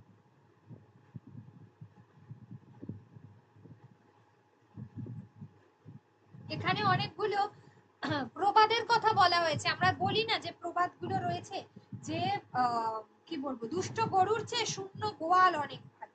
ওই যে বর শুনো গোহালি, কিশোর দুঃখা বলন্তি, ওই লাইনটা। আচ্ছা, অপনা মাংসে আপনা হরিণা বই, যে নিজের মাংসের জন্য হরিণ নিজেরই শত্রু। ঠিক আছে, এইটা নিজের মাংসের জন্য হরিণ নিজেরই শত্রু, এই কথাটা বলা। ম্যাডাম, ম্যাম বলছি। এই লাইনগুলোর হ্যালো ব্যাখ্যা আমি ম্যাম। দিয়েছি। হ্যাঁ বলো। ম্যাম বলছি যে আমরা আপনার মাংসের জন্য হরিণ নিজেরই শত্রু, মানে এখানে হরিণের সৌন্দর্যের জন্য কি হরিণ নিজের হ্যাঁ, নিজেই শিকার হয়, এটাই। হ্যাঁ শিকার হয় জন্য সেই জন্য সেখানে শত্রুর কথা বলা হয়েছে তো। একদম। আচ্ছা, ঠিক আছে।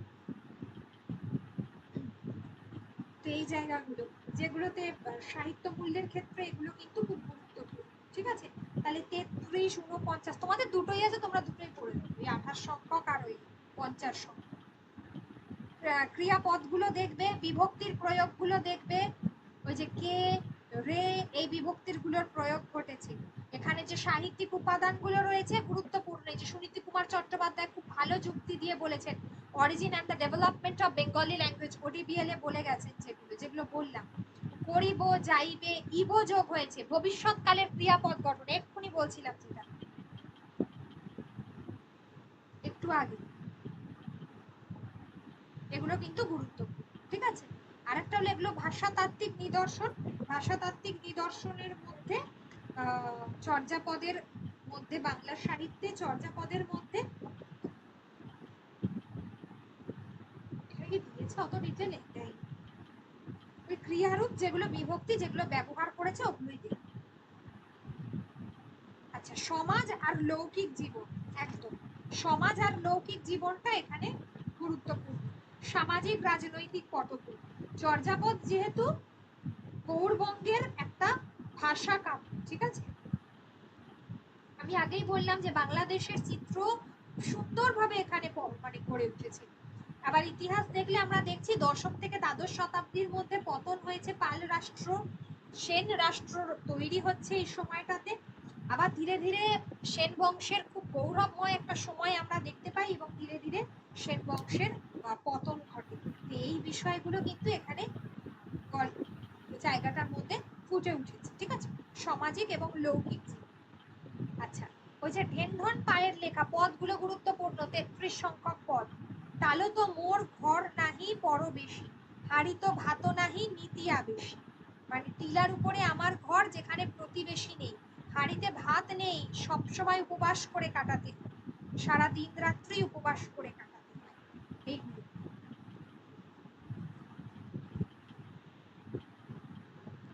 কোনটা কার লেখা, কোন পদগুলো, খুবই গুরুত্বপূর্ণ। আচ্ছা, তাহলে চর্যাপদের মধ্যে মোটামুটি এগুলো বললাম। চর্যাপদে আমার মনে হয় যে এই জায়গাটা পার্টিকুলার একটু ছোট করে একটা নোট করে দিতে হবে, তাই তো? সবাইকে উচ্চ মাধ্যমিকের জন্য দিলে সুবিধা হয়।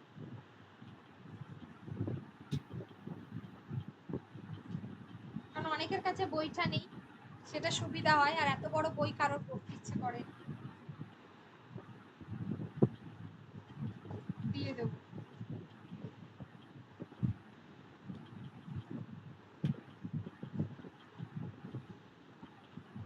তাহলে চর্যার তোমরা তাহলে উচ্চ মাধ্যমিকের জন্য যেগুলো সরি, হ্যাঁ, যেগুলো 9-10 এর জন্য পড়েছো তো পড়েছো, এক্সট্রা যেগুলো পড়বে সেটা হচ্ছে চর্যার এই পদগুলো আর তাদের লেখকের নাম, পদ ও লেখক সিলেক্টেড যেগুলো গল্পে আছে, তার ব্যাখ্যাগুলো, যে প্রবাদগুলো রয়েছে সেইগুলো নোট করে দেবো চিন্তায়।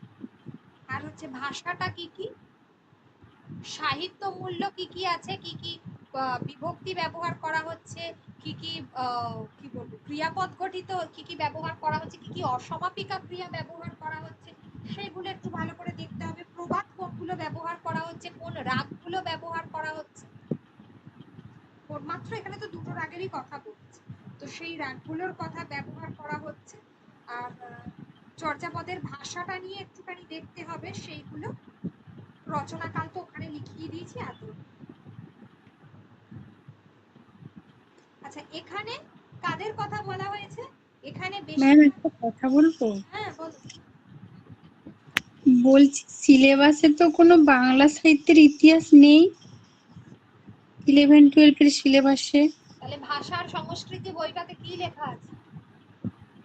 ও আচ্ছা আচ্ছা আচ্ছা আচ্ছা, হ্যাঁ ওখানে চর্যাপদ আছে। আচ্ছা আচ্ছা আচ্ছা, ঠিক আছে ঠিক আছে।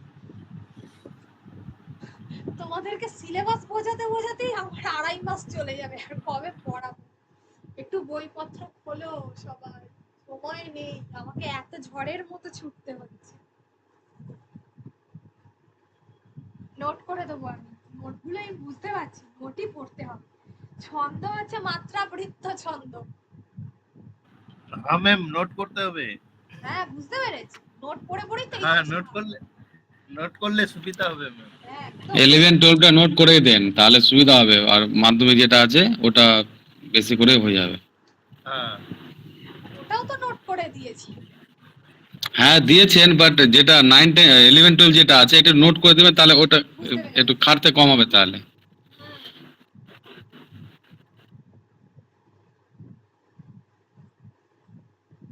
আচ্ছা,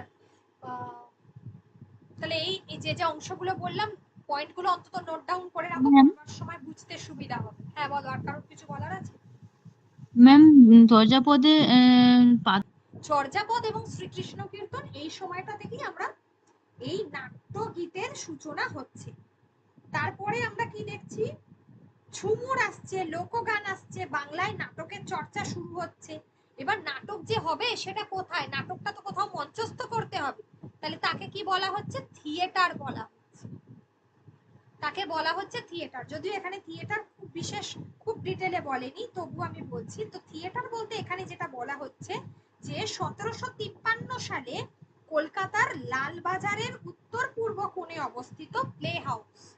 1753 সাল, 1753 সাল, এই সময় কোথায় অবস্থিত না, লালবাজার অঞ্চল, কলকাতার লালবাজার, যেখানে পুলিশ স্টেশন রয়েছে, পুলিশের হেডকোয়ার্টার, সেই লালবাজার অঞ্চলের যেটা হচ্ছে উত্তর পূর্ব কোণ, ঠিক আছে, যেটাকে আমরা বলে থাকি প্লে হাউস, অর্থাৎ যেখানে সমস্ত নাটকগুলো মঞ্চস্থ করা হতো, সেই প্লে হাউস যেখানে ইংরেজদের প্রথম রঙ্গালয়, সেই রঙ্গমঞ্চ পরবর্তীকালে যে রঙ্গমঞ্চের তারা প্রতিষ্ঠা করেছিলেন সেগুলো কি কি? 1 নম্বর চন্দননগর থিয়েটার, চন্দননগর থিয়েটার। 2 হচ্ছে কোনটা? চৌরঙ্গি, 2 হচ্ছে চৌরঙ্গি। 3 নম্বর হচ্ছে দমদম, যেগুলো এখনো আছে। তারপর হচ্ছে সাসুসি, সাসু সাসুসি, শাশুসি থিয়েটার। ঠিক আছে, তারপর আমরা দেখতে পাচ্ছি বাংলা নাটকের ক্ষেত্রে প্রথম সেই বিখ্যাত ব্যক্তিত্বকে, নামটা মনে আছে? আগের দিন একবার পড়িয়েছিলাম আমি। বিজন ভট্টাচার্য। প্রথম যেদিন পড়ালাম যে নাটকের যখন সূচনা হচ্ছে, বাংলায় নাটকের সূচনা কার হাত ধরে, এতে পড়ালাম সাহিত্যের রূপরীতিতে, গেরাসিম লেবেডভ।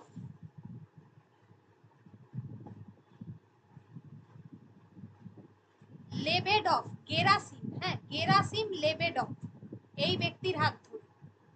সালটা হচ্ছে 1795, 27শে নভেম্বর। বাংলায় নাট্যমঞ্চে প্রথম বাংলার নাটকের অভিনয় করছেন একজন রুশ নাট্যকার, যার নাম হচ্ছে গেরাসিম লেবেডভ। মনে পড়ছে এবারে?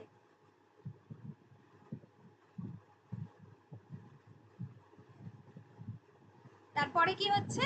তারপরে 1831 সালে এই প্রসন্ন কুমার ঠাকুর, যিনি হিন্দু থিয়েটার প্রতিষ্ঠা করছেন, সালগুলো ভিভিআই একদম মনে রাখতে হবে সবাইকে। 1753-তে কি হচ্ছে, 1795-তে কি হচ্ছে, কবে হিন্দু থিয়েটার প্রতিষ্ঠা হচ্ছে, ভিভিআই না মনে রাখতে পারলে গেল।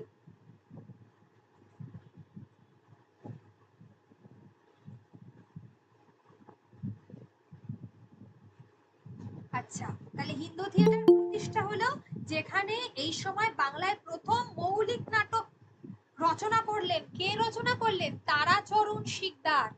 বাংলায় প্রথম মৌলিক নাটক রচনা করলেন তারাচরণ শিকদার। নাটকটার নাম হচ্ছে ভদ্রার্জুন। তারাচরণ শিকদার।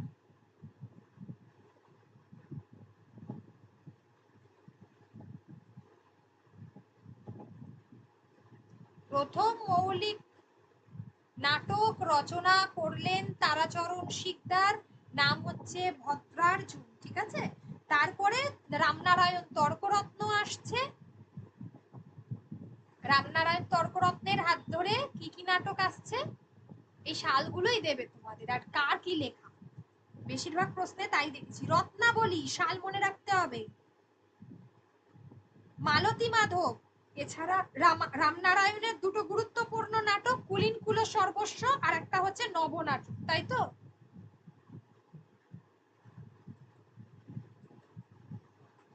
কুলীন কুল সর্বস্ব, আর একটা হচ্ছে নবনাটক।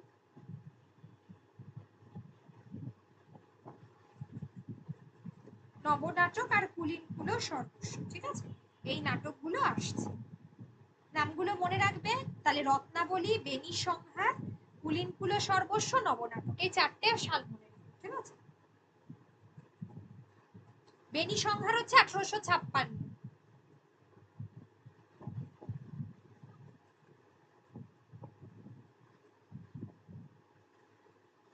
রত্নাবলী 1858, এগুলো। আচ্ছা, ইতিমধ্যে আমরা দেখতে পাচ্ছি যে হিন্দু থিয়েটারের প্রতিষ্ঠা হয়েছে, সালটা বলে দিয়েছি। এই সময় শহরে এই হাফ আখড়াই, আমরা যখন গানের ইতিহাস পড়বো, এটা 12-এ আছে অংশটা, সেই অংশটাতে আমি পড়াবো এবং নোটও দেবো। হাফ আখড়াই কীর্তন, আমরা তখন এই জায়গাটা পড়বো যে কোনটা হাফ আখড়াই, কোনটা কীর্তন, কোনটা আখড়াই, কোনটা পাঁচালি, এই সমস্ত। ঠিক আছে, এগুলোর সূচনা হচ্ছে, মানে প্রথমে এগুলো দিয়ে নাট্যাভিনয় শুরু হচ্ছে। তারপরে হচ্ছে যে শহর কলকাতায় সেভাবে বেশ রমরমি এইগুলো পাচ্ছে, কিন্তু শিক্ষিত যারা সমাজ তারা আবার এগুলো হচ্ছে তুলনামূলক একটু ওই পাঁচালি, মানে কি বলবো, সমাজে যারা একটু নিম্ন স্তরের মানুষ তারা বেশি দেখতে ভালোবাসে। কিন্তু শিক্ষিত মানুষ তো এগুলো দেখতে বেশি ভালোবাসছে না, কারণ এগুলো বলতো না একার দিনে ঢেউ, ওই ধরনের রচনা, ঠিক আছে। তো এখানে শিক্ষিত মানুষের জন্য প্রসন্ন কুমার ঠাকুর কি করলেন না, তিনি নিজের বাগান বাড়িতে একটা নাট্য মঞ্চ গড়ে তুললেন, যেটার নাম হলো হিন্দু থিয়েটার, যেখানে ফার্স্ট মঞ্চস্থ হলো 1831 সালের 28 ডিসেম্বর শেক্সপিয়ারের জুলিয়াস সিজার। নোটে দিয়ে দিয়েছি এটা। প্রথম মঞ্চস্থ হলো শেক্সপিয়ারের জুলিয়াস সিজার, ঠিক আছে, 1831 28 ডিসেম্বর। এরপর যেগুলো গুরুত্বপূর্ণ সেটা হচ্ছে, এখানে নাম তো দিয়েছি, কিন্তু এরপর যেটা আমাদেরকে একটু পড়তে হবে, এটার নোট আমি দেব, সেটা হচ্ছে বেলগাছিয়া নাট্যশালা।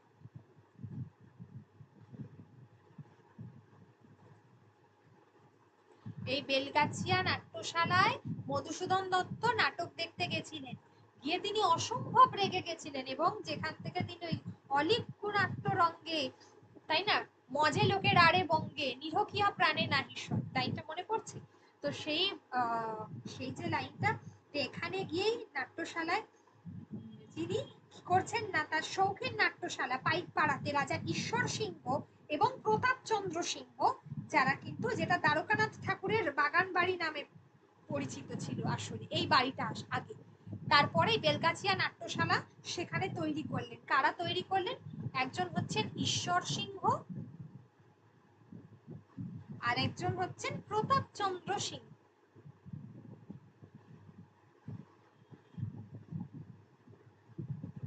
মনে থাকবে, এই দুজন তৈরি করেছে।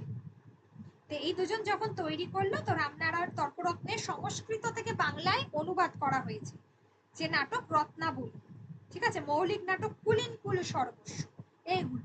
এই নাটক দেখে মধুসূদন দত্ত ব্যাপক রেগে গেছিলেন। কোন নাটকটা দেখে? সেটা হচ্ছে কুলীন কুল সর্বস্ব।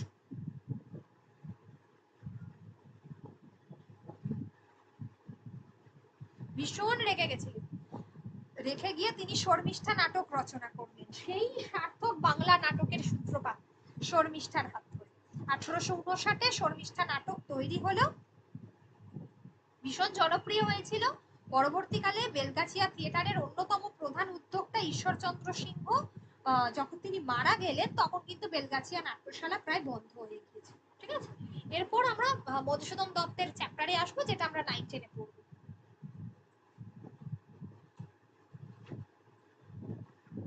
এরপর থেকে দীনবন্ধু মিত্র, এইগুলো মধুসূদন দত্ত, এগুলো তো ওখানে আমরা পড়বো, এখানেও আছে। আচ্ছা, এবার হচ্ছে যেটুকু আমি পড়াবো এর পরের অংশটা, যেটা হচ্ছে নকশা জাতীয় রচনা, প্রহসন। আমি আগের দিনকেই বলছিলাম যে প্রহসনটা কি, প্রহসন পড়াতে গিয়ে বলেছিলাম যে প্রহসন হচ্ছে এক প্রকার, যেটাকে আমরা বলতে পারি কি, এটা শুধুমাত্র হাস্যরস। হাস্যরস তো বটেই, কিন্তু প্রহসনের ব্যাপারটা হচ্ছে সমাজের কোনো গুরুতর কোনো সমস্যাকে যখন তুলে ধরা হয়, সমাজের গুরুতর কোনো সমস্যাকে যখন চোখে আঙুল দিয়ে দেখানো হয় ব্যঙ্গের আকারে, তির্যক ভঙ্গিতে, তো সেই বিষয়টাকেই আমরা বলে থাকি প্রহসন, ঠিক আছে। তো 19 শতকে প্রথম যে প্রহসন দেখা দেয়, এই নকশা জাতীয় রচনা, যেখানে আমরা দেখতে পাচ্ছি প্রথম ভবানীচরণ বন্দ্যোপাধ্যায়, তিনি কিন্তু এই প্রহসনের প্রথম স্টার্ট করলেন। প্রহসনের প্রথম স্টার্টিংটা করেছিলেন কে না, ভবানীচরণ বন্দ্যোপাধ্যায়। প্রথম হচ্ছে ভবানীচরণ বন্দ্যোপাধ্যায়, এই ব্যক্তি ভবানীচরণ বন্দ্যোপাধ্যায় তো স্টার্ট করলেন। আচ্ছা, এবারে আমি বলবো, এখানে আমরা নকশা জাতীয় রচনাগুলো পড়ছি। আচ্ছা, এখানে তার কলিকাতা কমলালয় এবং নববাবু বিলাস আর নববিবি বিলাস, এগুলোর মধ্যে কিন্তু আমরা এই নাটকের রচনাটা দেখতে পাই। আচ্ছা, এখানে আমি বলবো যে এখানে যে জায়গাটা, সেটা হচ্ছে নববাবু বিলাস, যে রচনাগুলো, মানে যার মধ্যে প্রহসনের প্রথম প্রতিষ্ঠা হয়, নববাবু বিলাস আর নববিবি বিলাস আর কলিকাতা কমলালয়, এই 3টে গ্রন্থ।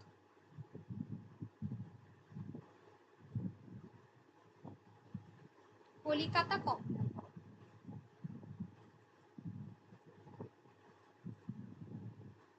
এই গ্রন্থগুলোর মধ্যে আমরা পাই। আর নকশা জাতীয় রচনা বলতে কাকে বোঝায়? প্যারীচাঁদ মিত্র, যার নাম ছিল টেকচাঁদ ঠাকুর, মনে পড়ছে ডাকনাম, আলালের ঘরের দুলাল, আর একটা হচ্ছে কালীপ্রসন্ন যার ছিল কি নাম ছিল, হুতম প্যাচার নকশা, তাই তো? এই চরিত্রগুলো এখানে নানাভাবে সমাজের যে উচ্ছৃঙ্খল চরিত্র সেগুলো। তারপরে আমরা মাইকেল মধুসূদন দত্তের দেখতে পাচ্ছি একই কি বলে সভ্যতা, যেখানে আমরা ওই নব যে চরিত্রটা আমরা দেখতে পাই, নব্য যুবকদের যে চরিত্র, লাম্পটের চরিত্র, ঠিক আছে, নবজীবন বোধহয় চরিত্রটা ছিল। আরেকটা হচ্ছে যে বুড়ো শালিকের ঘাড়েরও, দীনবন্ধু মিত্রের বিয়ে পাগলা বুড়ো, সধবার একাদশী, বিয়ে পাগলা বুড়োতে যে কিনা বৃদ্ধ বিপত্নিক তার নিজের সন্তানের জন্যই বোধহয় বিয়ে ঠিক করতে গিয়ে লাস্টে নিজেই বিয়ে করে ফেলে, তার ওই বয়সে গিয়ে আবার বিয়ের শখ যায়, ঠিক আছে। গিরিশ ঘোষের আমরা প্রহসন গুলো দেখছি, জয়সা কি তৈসা, ভোট মঙ্গল, এগুলো দরকার, দিল্লি বাজার, বড়দিনের বকশিস, অমৃতলাল বসু, ছোড়ের উপর বাটপাড়ি, তাজ্জব ব্যাপার, কৃপণের ধন, ব্যাপিকা বিদায়, এইগুলো সবগুলো গুরুত্বপূর্ণ, এই নামগুলো পড়তে হবে।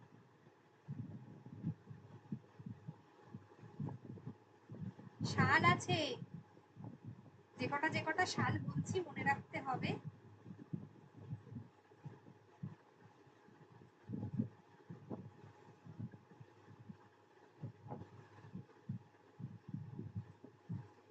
একটু তো কষ্ট করতে হবে, 11-12 প্রচুর পড়া।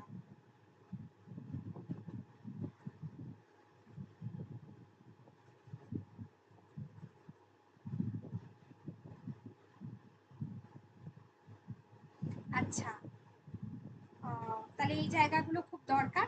আর এরপরে যেগুলো বলবো, একদম যদি আমরা আধুনিক সময়টাকে এবার একটু দেখি, আধুনিক সময় বলতে যেটা বোঝানো হয়েছে, এরপরে যে অংশগুলো করবো, গিরিশ ঘোষ, দ্বিজেন্দ্রলাল রায়, এই অংশগুলো নিয়ে আর এগুলো আমরা 9-10 যেমন পড়ি মানে করবো, এখানে আমার নতুন করে কিছু বলার নেই, এখানেও শাল মুখস্থ করতে হবে, ওখানেও করতে হবে, এখানে নতুনত্ব কিছু। হ্যাঁ, এবারে আছে যেটা, সেটা হচ্ছে গণনাট্য আন্দোলন আর হচ্ছে নবনাট্য আন্দোলন। এই প্রশ্নটা আসতে পারে, অর্থাৎ আধুনিক যে নাটকের ধারা, যেগুলো থেকে আমাদের সৌমিত্র, উৎপল দত্ত, বিজন ভট্টাচার্য আগের দিন পড়িয়ে দিয়েছি, এই অংশগুলো পড়তে হবে, তুলসী লাহিড়ী, এই অংশগুলো পড়তে হবে। তো এখানে বলা হচ্ছে যে নবনাট্য আন্দোলনটা কেন হঠাৎ করে, কেন নবনাট্য আন্দোলনটা তৈরি হচ্ছে। আসলে নবনাট্য আন্দোলন এখানে যে কটা বলছে যে বিংশ শতাব্দীর পরে বাংলায় আমরা দেখতে পাচ্ছি বেশ কিছু পরিবর্তন। আমরা দেখছি 1942-এর আন্দোলন, মানে ভারত ছাড়ো আন্দোলন হচ্ছে ইতিহাসে, ঠিক আছে, জাপানি আক্রমণ, মানুষের মধ্যে আমি আগের বলেছি অবক্ষয়, মহামারী, এইগুলো, মানুষের ব্যক্তিগত সম্পর্ক বদলাচ্ছে, অর্থনৈতিক সম্পর্ক বদলাচ্ছে, শোষিত বঞ্চিত শ্রেণীর সংজ্ঞাটা আরেকটু চেঞ্জ হচ্ছে, হ্যাঁ, সামন্ততান্ত্রিক সমস্যা বাড়ছে, তো ফলে মানুষ সমস্ত প্রতিকূলতার বিরুদ্ধে গিয়ে প্রতিবাদ করছে। এই যে মানুষ সমস্ত প্রতিকূলতার বিরুদ্ধে গিয়ে প্রতিবাদ শুরু করলো, এই যে গণনাট্য আন্দোলন যেটাকে বলা হয়, এই যে গণনাট্য আন্দোলনটা হচ্ছে, সমস্ত মানুষ প্রতিকূলতার বিরুদ্ধে গিয়ে যে প্রতিবাদটা করছে, তো এর ফলে কি হচ্ছে, এর ফলে হ্যাঁ, রবীন্দ্রনাথের পরবর্তীকালে যেগুলো আছে সেগুলো। আচ্ছা, তো এরপরে আমরা দেখছি যে এখানে মানুষের জন্য শিল্প দরকার, স্বাধীনতা আসছে, ভারতবর্ষ স্বাধীনতা লাভ করছে।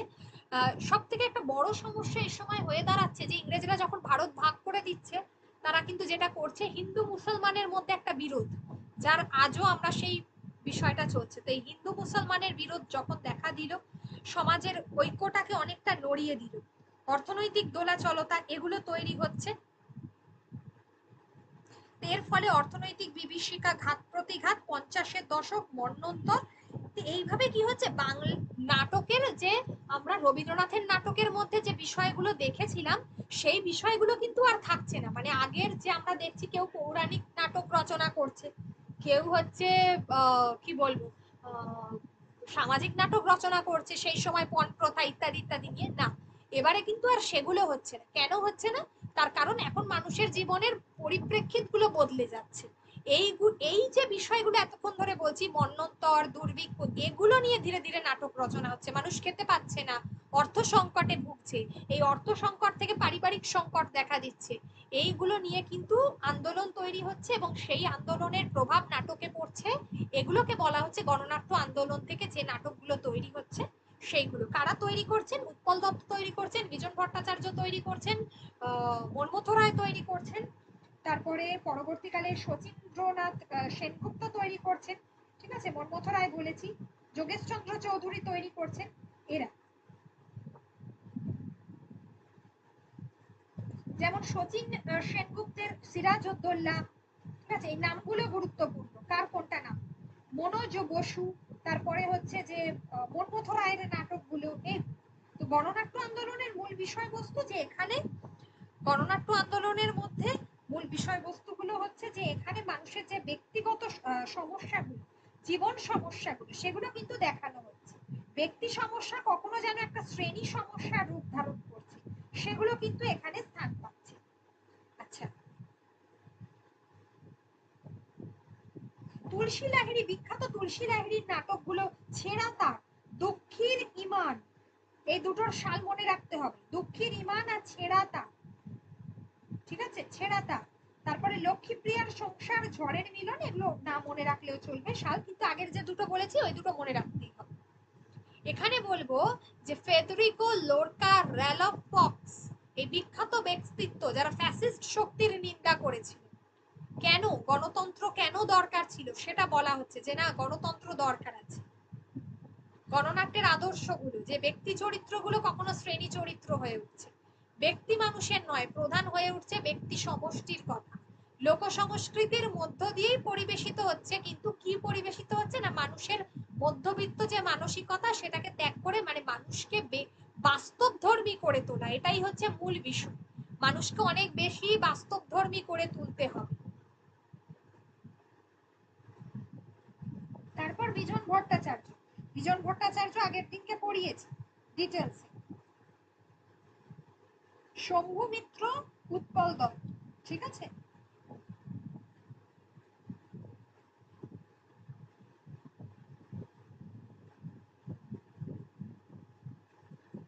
শম্ভু মিত্র, উৎপল দত্ত, ব্যাস এইগুলো। তাহলে আমরা উৎপল দত্তটা, বিজন ভট্টাচার্য, শম্ভু মিত্র, এই তিনটে ভালো করে পড়বো। ওদিকে হচ্ছে শচীন্দ্রনাথ সেনগুপ্ত, মোটামুটি ভাবে সালটা দেখে রাখবো, অত দরকার নেই।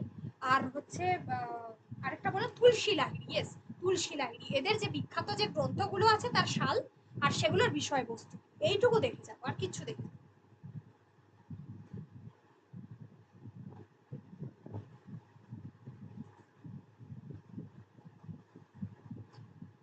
অজিতেশ বন্দ্যোপাধ্যায়টা ইম্পর্টেন্ট ম্যাম। হ্যাঁ হ্যাঁ, অজিতেশ বন্দ্যোপাধ্যায়, নামগুলো দেখে যাবে, অজিতেশ বন্দ্যোপাধ্যায়ের নাটকের নামটা, ঠিক আছে, অজিতেশ বন্দ্যোপাধ্যায়ের নাটকের নামটা দেখে গেলেই হবে। উৎপল দত্ত নবনাট্যতে বলেছি যেগুলো। আর কি বললাম? ও আচ্ছা, ব্যাস এই কথাই। আচ্ছা, আর হচ্ছে টিনের তলোয়ার, উৎপল দত্তের, এগুলো গুরুত্বপূর্ণ।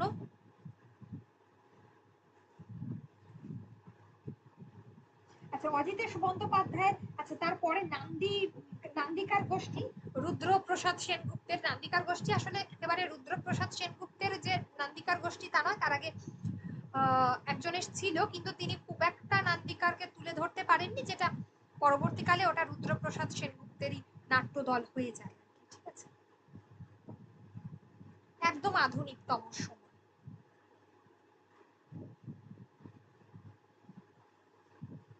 বাদল সরকার, বাদল সরকারের এবং ইন্দ্রজিৎ খুব গুরুত্বপূর্ণ নাটক, সাল মনে রাখতে হবে। এবং ইন্দ্রজিৎ সাল মনে রাখতে হবে। মিছিল পাগলা ঘোড়া, অ্যাবসার্ড নাটকের এখানে একটা দেখা যায়, অ্যাবসার্ড নাটকের লক্ষণ, ঠিক আছে। Utpal Dutt the People's theatre তৈরি করেছিলেন, দ্য পিপল স্টিল থিয়েটার কত সালে তৈরি করেছিলেন? গুরুত্বপূর্ণ, 1969 খ্রিস্টাব্দে তৈরি করেছিলেন। তিনি গণনাট্য আন্দোলনের সঙ্গে যুক্ত হন 1951 সালে, আর 1969 সালে তিনি পিপল স্টিল থিয়েটার তৈরি করেন। যেটুকু বলছি সেটুকু মনে রাখলেই হবে। ছায়ানট 1954, অঙ্গার 1959, ফেরারি ফৌজ 1961, কল্লোল 1968 সাল মনে রাখতে হবে। টিনের তলোয়ার 1973 সাল মনে রাখতে হবে।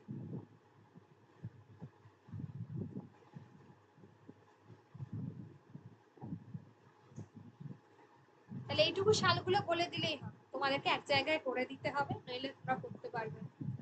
তাহলে আমরা নাটকের পরবর্তী নাটকের যে ধারা সেখান থেকে তাহলে কি কি পড়বো? সেখান থেকে আমরা পড়ছি, প্রথমে শুরু করছি যে হিন্দু থিয়েটার, মানে একদম আধুনিক কাল থেকে যেটুকু আমরা শুরু করব সেটা হচ্ছে গণনাট্য নবনাট্য, এই জায়গাটা। এখান থেকে আমরা পড়ব প্রথমে হচ্ছে যে তুলসী লাহিড়ী। আচ্ছা, তার আগে আমরা পড়ব শচীন্দ্রনাথ সেনগুপ্ত বা শচীন সেনগুপ্ত, মনমথ রায়, তারপর তুলসী লাহিড়ী, তারপরে হচ্ছে উৎপল দত্ত, তার আগে হচ্ছে শম্ভু মিত্র, বিজন ভট্টাচার্য,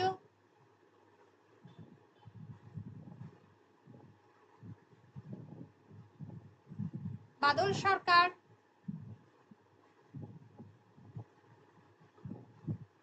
অজিতেশ বন্দ্যোপাধ্যায়,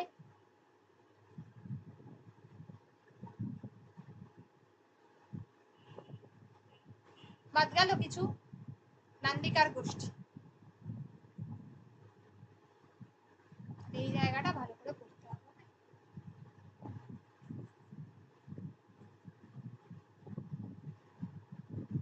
হবে তো,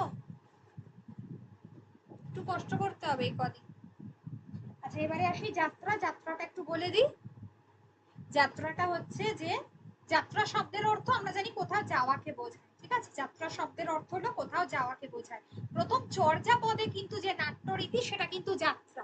প্রথম চর্যাপদে যে নাট্যরীতি ছিল, যেখানে বলা হচ্ছে বুদ্ধ নাটক বিষমা হই, মনে আছে লাইনটা? বুদ্ধ নাটক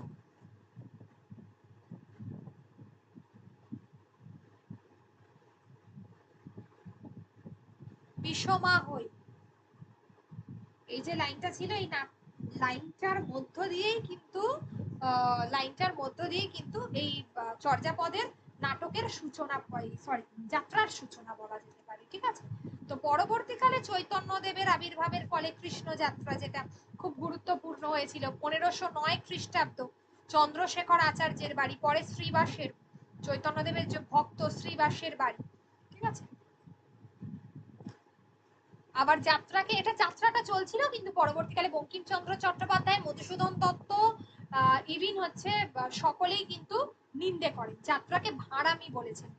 তারা খুব একটা প্রশ্রয় দেননি যাত্রাকে। গোবিন্দ অধিকারীর হাত ধরে কিন্তু যাত্রার পালাবদল ঘটে। তাহলে কার হাত ধরে যাত্রার পালাবদল ঘটেছিল? গোবিন্দ অধিকারীর হাত ধরে। আসলে যাত্রা হচ্ছে, আমরা বলি যে সমাজে যারা অশিক্ষিত সম্প্রদায় তারা বেশি যাত্রা দেখে, ঠিক আছে? আগেকার দিনে একটা খুব গুরুত্বপূর্ণ কথা ছিল, জানো তো, যাত্রা দেখে ফাত্রা লোক। সেটা মানে সমাজে যারা নিম্ন শ্রেণীর মানুষ, যারা লেখাপড়া জানে না, তারা হচ্ছে যাত্রা দেখে, এই জন্য যাত্রার নিন্দে করেছিল। 1822-এ রামজয় মুখোপাধ্যায়, তার পুত্র ঠাকুরদাস মুখোপাধ্যায়, যারা বিদ্যাসুন্দর যাত্রা করেছিলেন। রবীন্দ্রনাথ ঠাকুরের তাসের দেশ নাটকেও ঘরেতে ভ্রমর এলো গুনগুনিয়ে, এখানে এই গানটার মধ্য দিয়ে মানে কিছুটা এখানে বলা হচ্ছে যে সেখানেও কিন্তু যাত্রার একটা, মানে যাত্রা দেখা যায় না, সেই জায়গাটার প্রভাব পড়ে আর কি, ঠিক আছে? যাত্রার রীতিটার প্রভাব পড়ে। আচ্ছা, দুই ভাই বকু মিঙা আর সাদের মিঙা, যিনি লোকযাত্রার দল তৈরি করেছিলেন, তাহলে দুজন কে? বকু মিঙা আর সাদের মিঙা।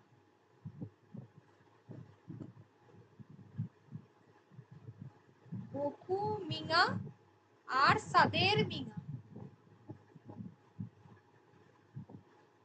এরা কিন্তু কি করেছিলেন না, যাত্রার দল তৈরি করেছিলেন।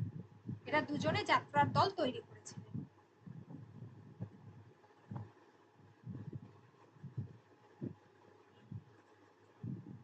বকু মিঙা আর সাদের মিঙা। রসিকলাল চক্রবর্তী 1888 সালে বালক সঙ্গীত যাত্রা দল তৈরি করেন। 1872 সালে ব্রজমোহন রায় যাত্রার দল করেছিলেন, চণ্ডী যাত্রা, ঠিক আছে? এগুলো গুরুত্বপূর্ণ। তারপরে নটি বিনোদিনীতে আমরা দেখি যে বীণা দাশগুপ্ত অভিনয় করেছিলেন, সেটাও খুব গুরুত্বপূর্ণ। নটি বিনোদিনী নাম চরিত্রে যাত্রা করা হয়েছিল, নটি বিনোদিনী যে যাত্রা। 1961 সালে শোভাবাজার রাজবাড়িতেও যাত্রা বসেছিল। কৃষক আন্দোলন পরবর্তীকালে যাত্রার পালাটা বদলে যায় খানিকটা, যাত্রাটা কি হয় ধীরে ধীরে ইতিহাসের সঙ্গ নেয়, বা বলা বাহুল্য যে ইতিহাসের মতো প্রভাব আমরা বলতে পারি যে ইতিহাসে আমরা যে রূপটা দেখি সেই রূপটা হ্যাঁ, ইতিহাসে আমরা যে রূপটা দেখি সেই রূপটা কিন্তু বেশি করে যাত্রার মধ্যে ফুটে উঠেছিল, এটাই বলতে পারি। ঠিক আছে,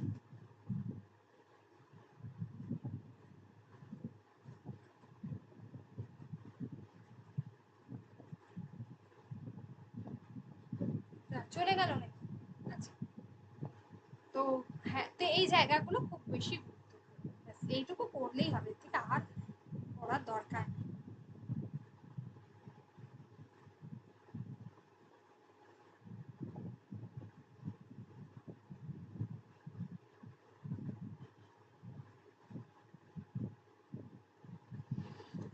কারোর অসুবিধা হলো?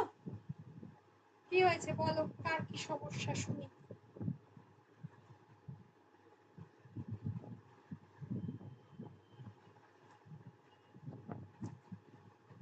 সমস্যা হচ্ছে একটা, যে ম্যাম আপনি একদম ওরিয়েন্টেড নোটটা করে দিন, আমরা পড়ে চলি।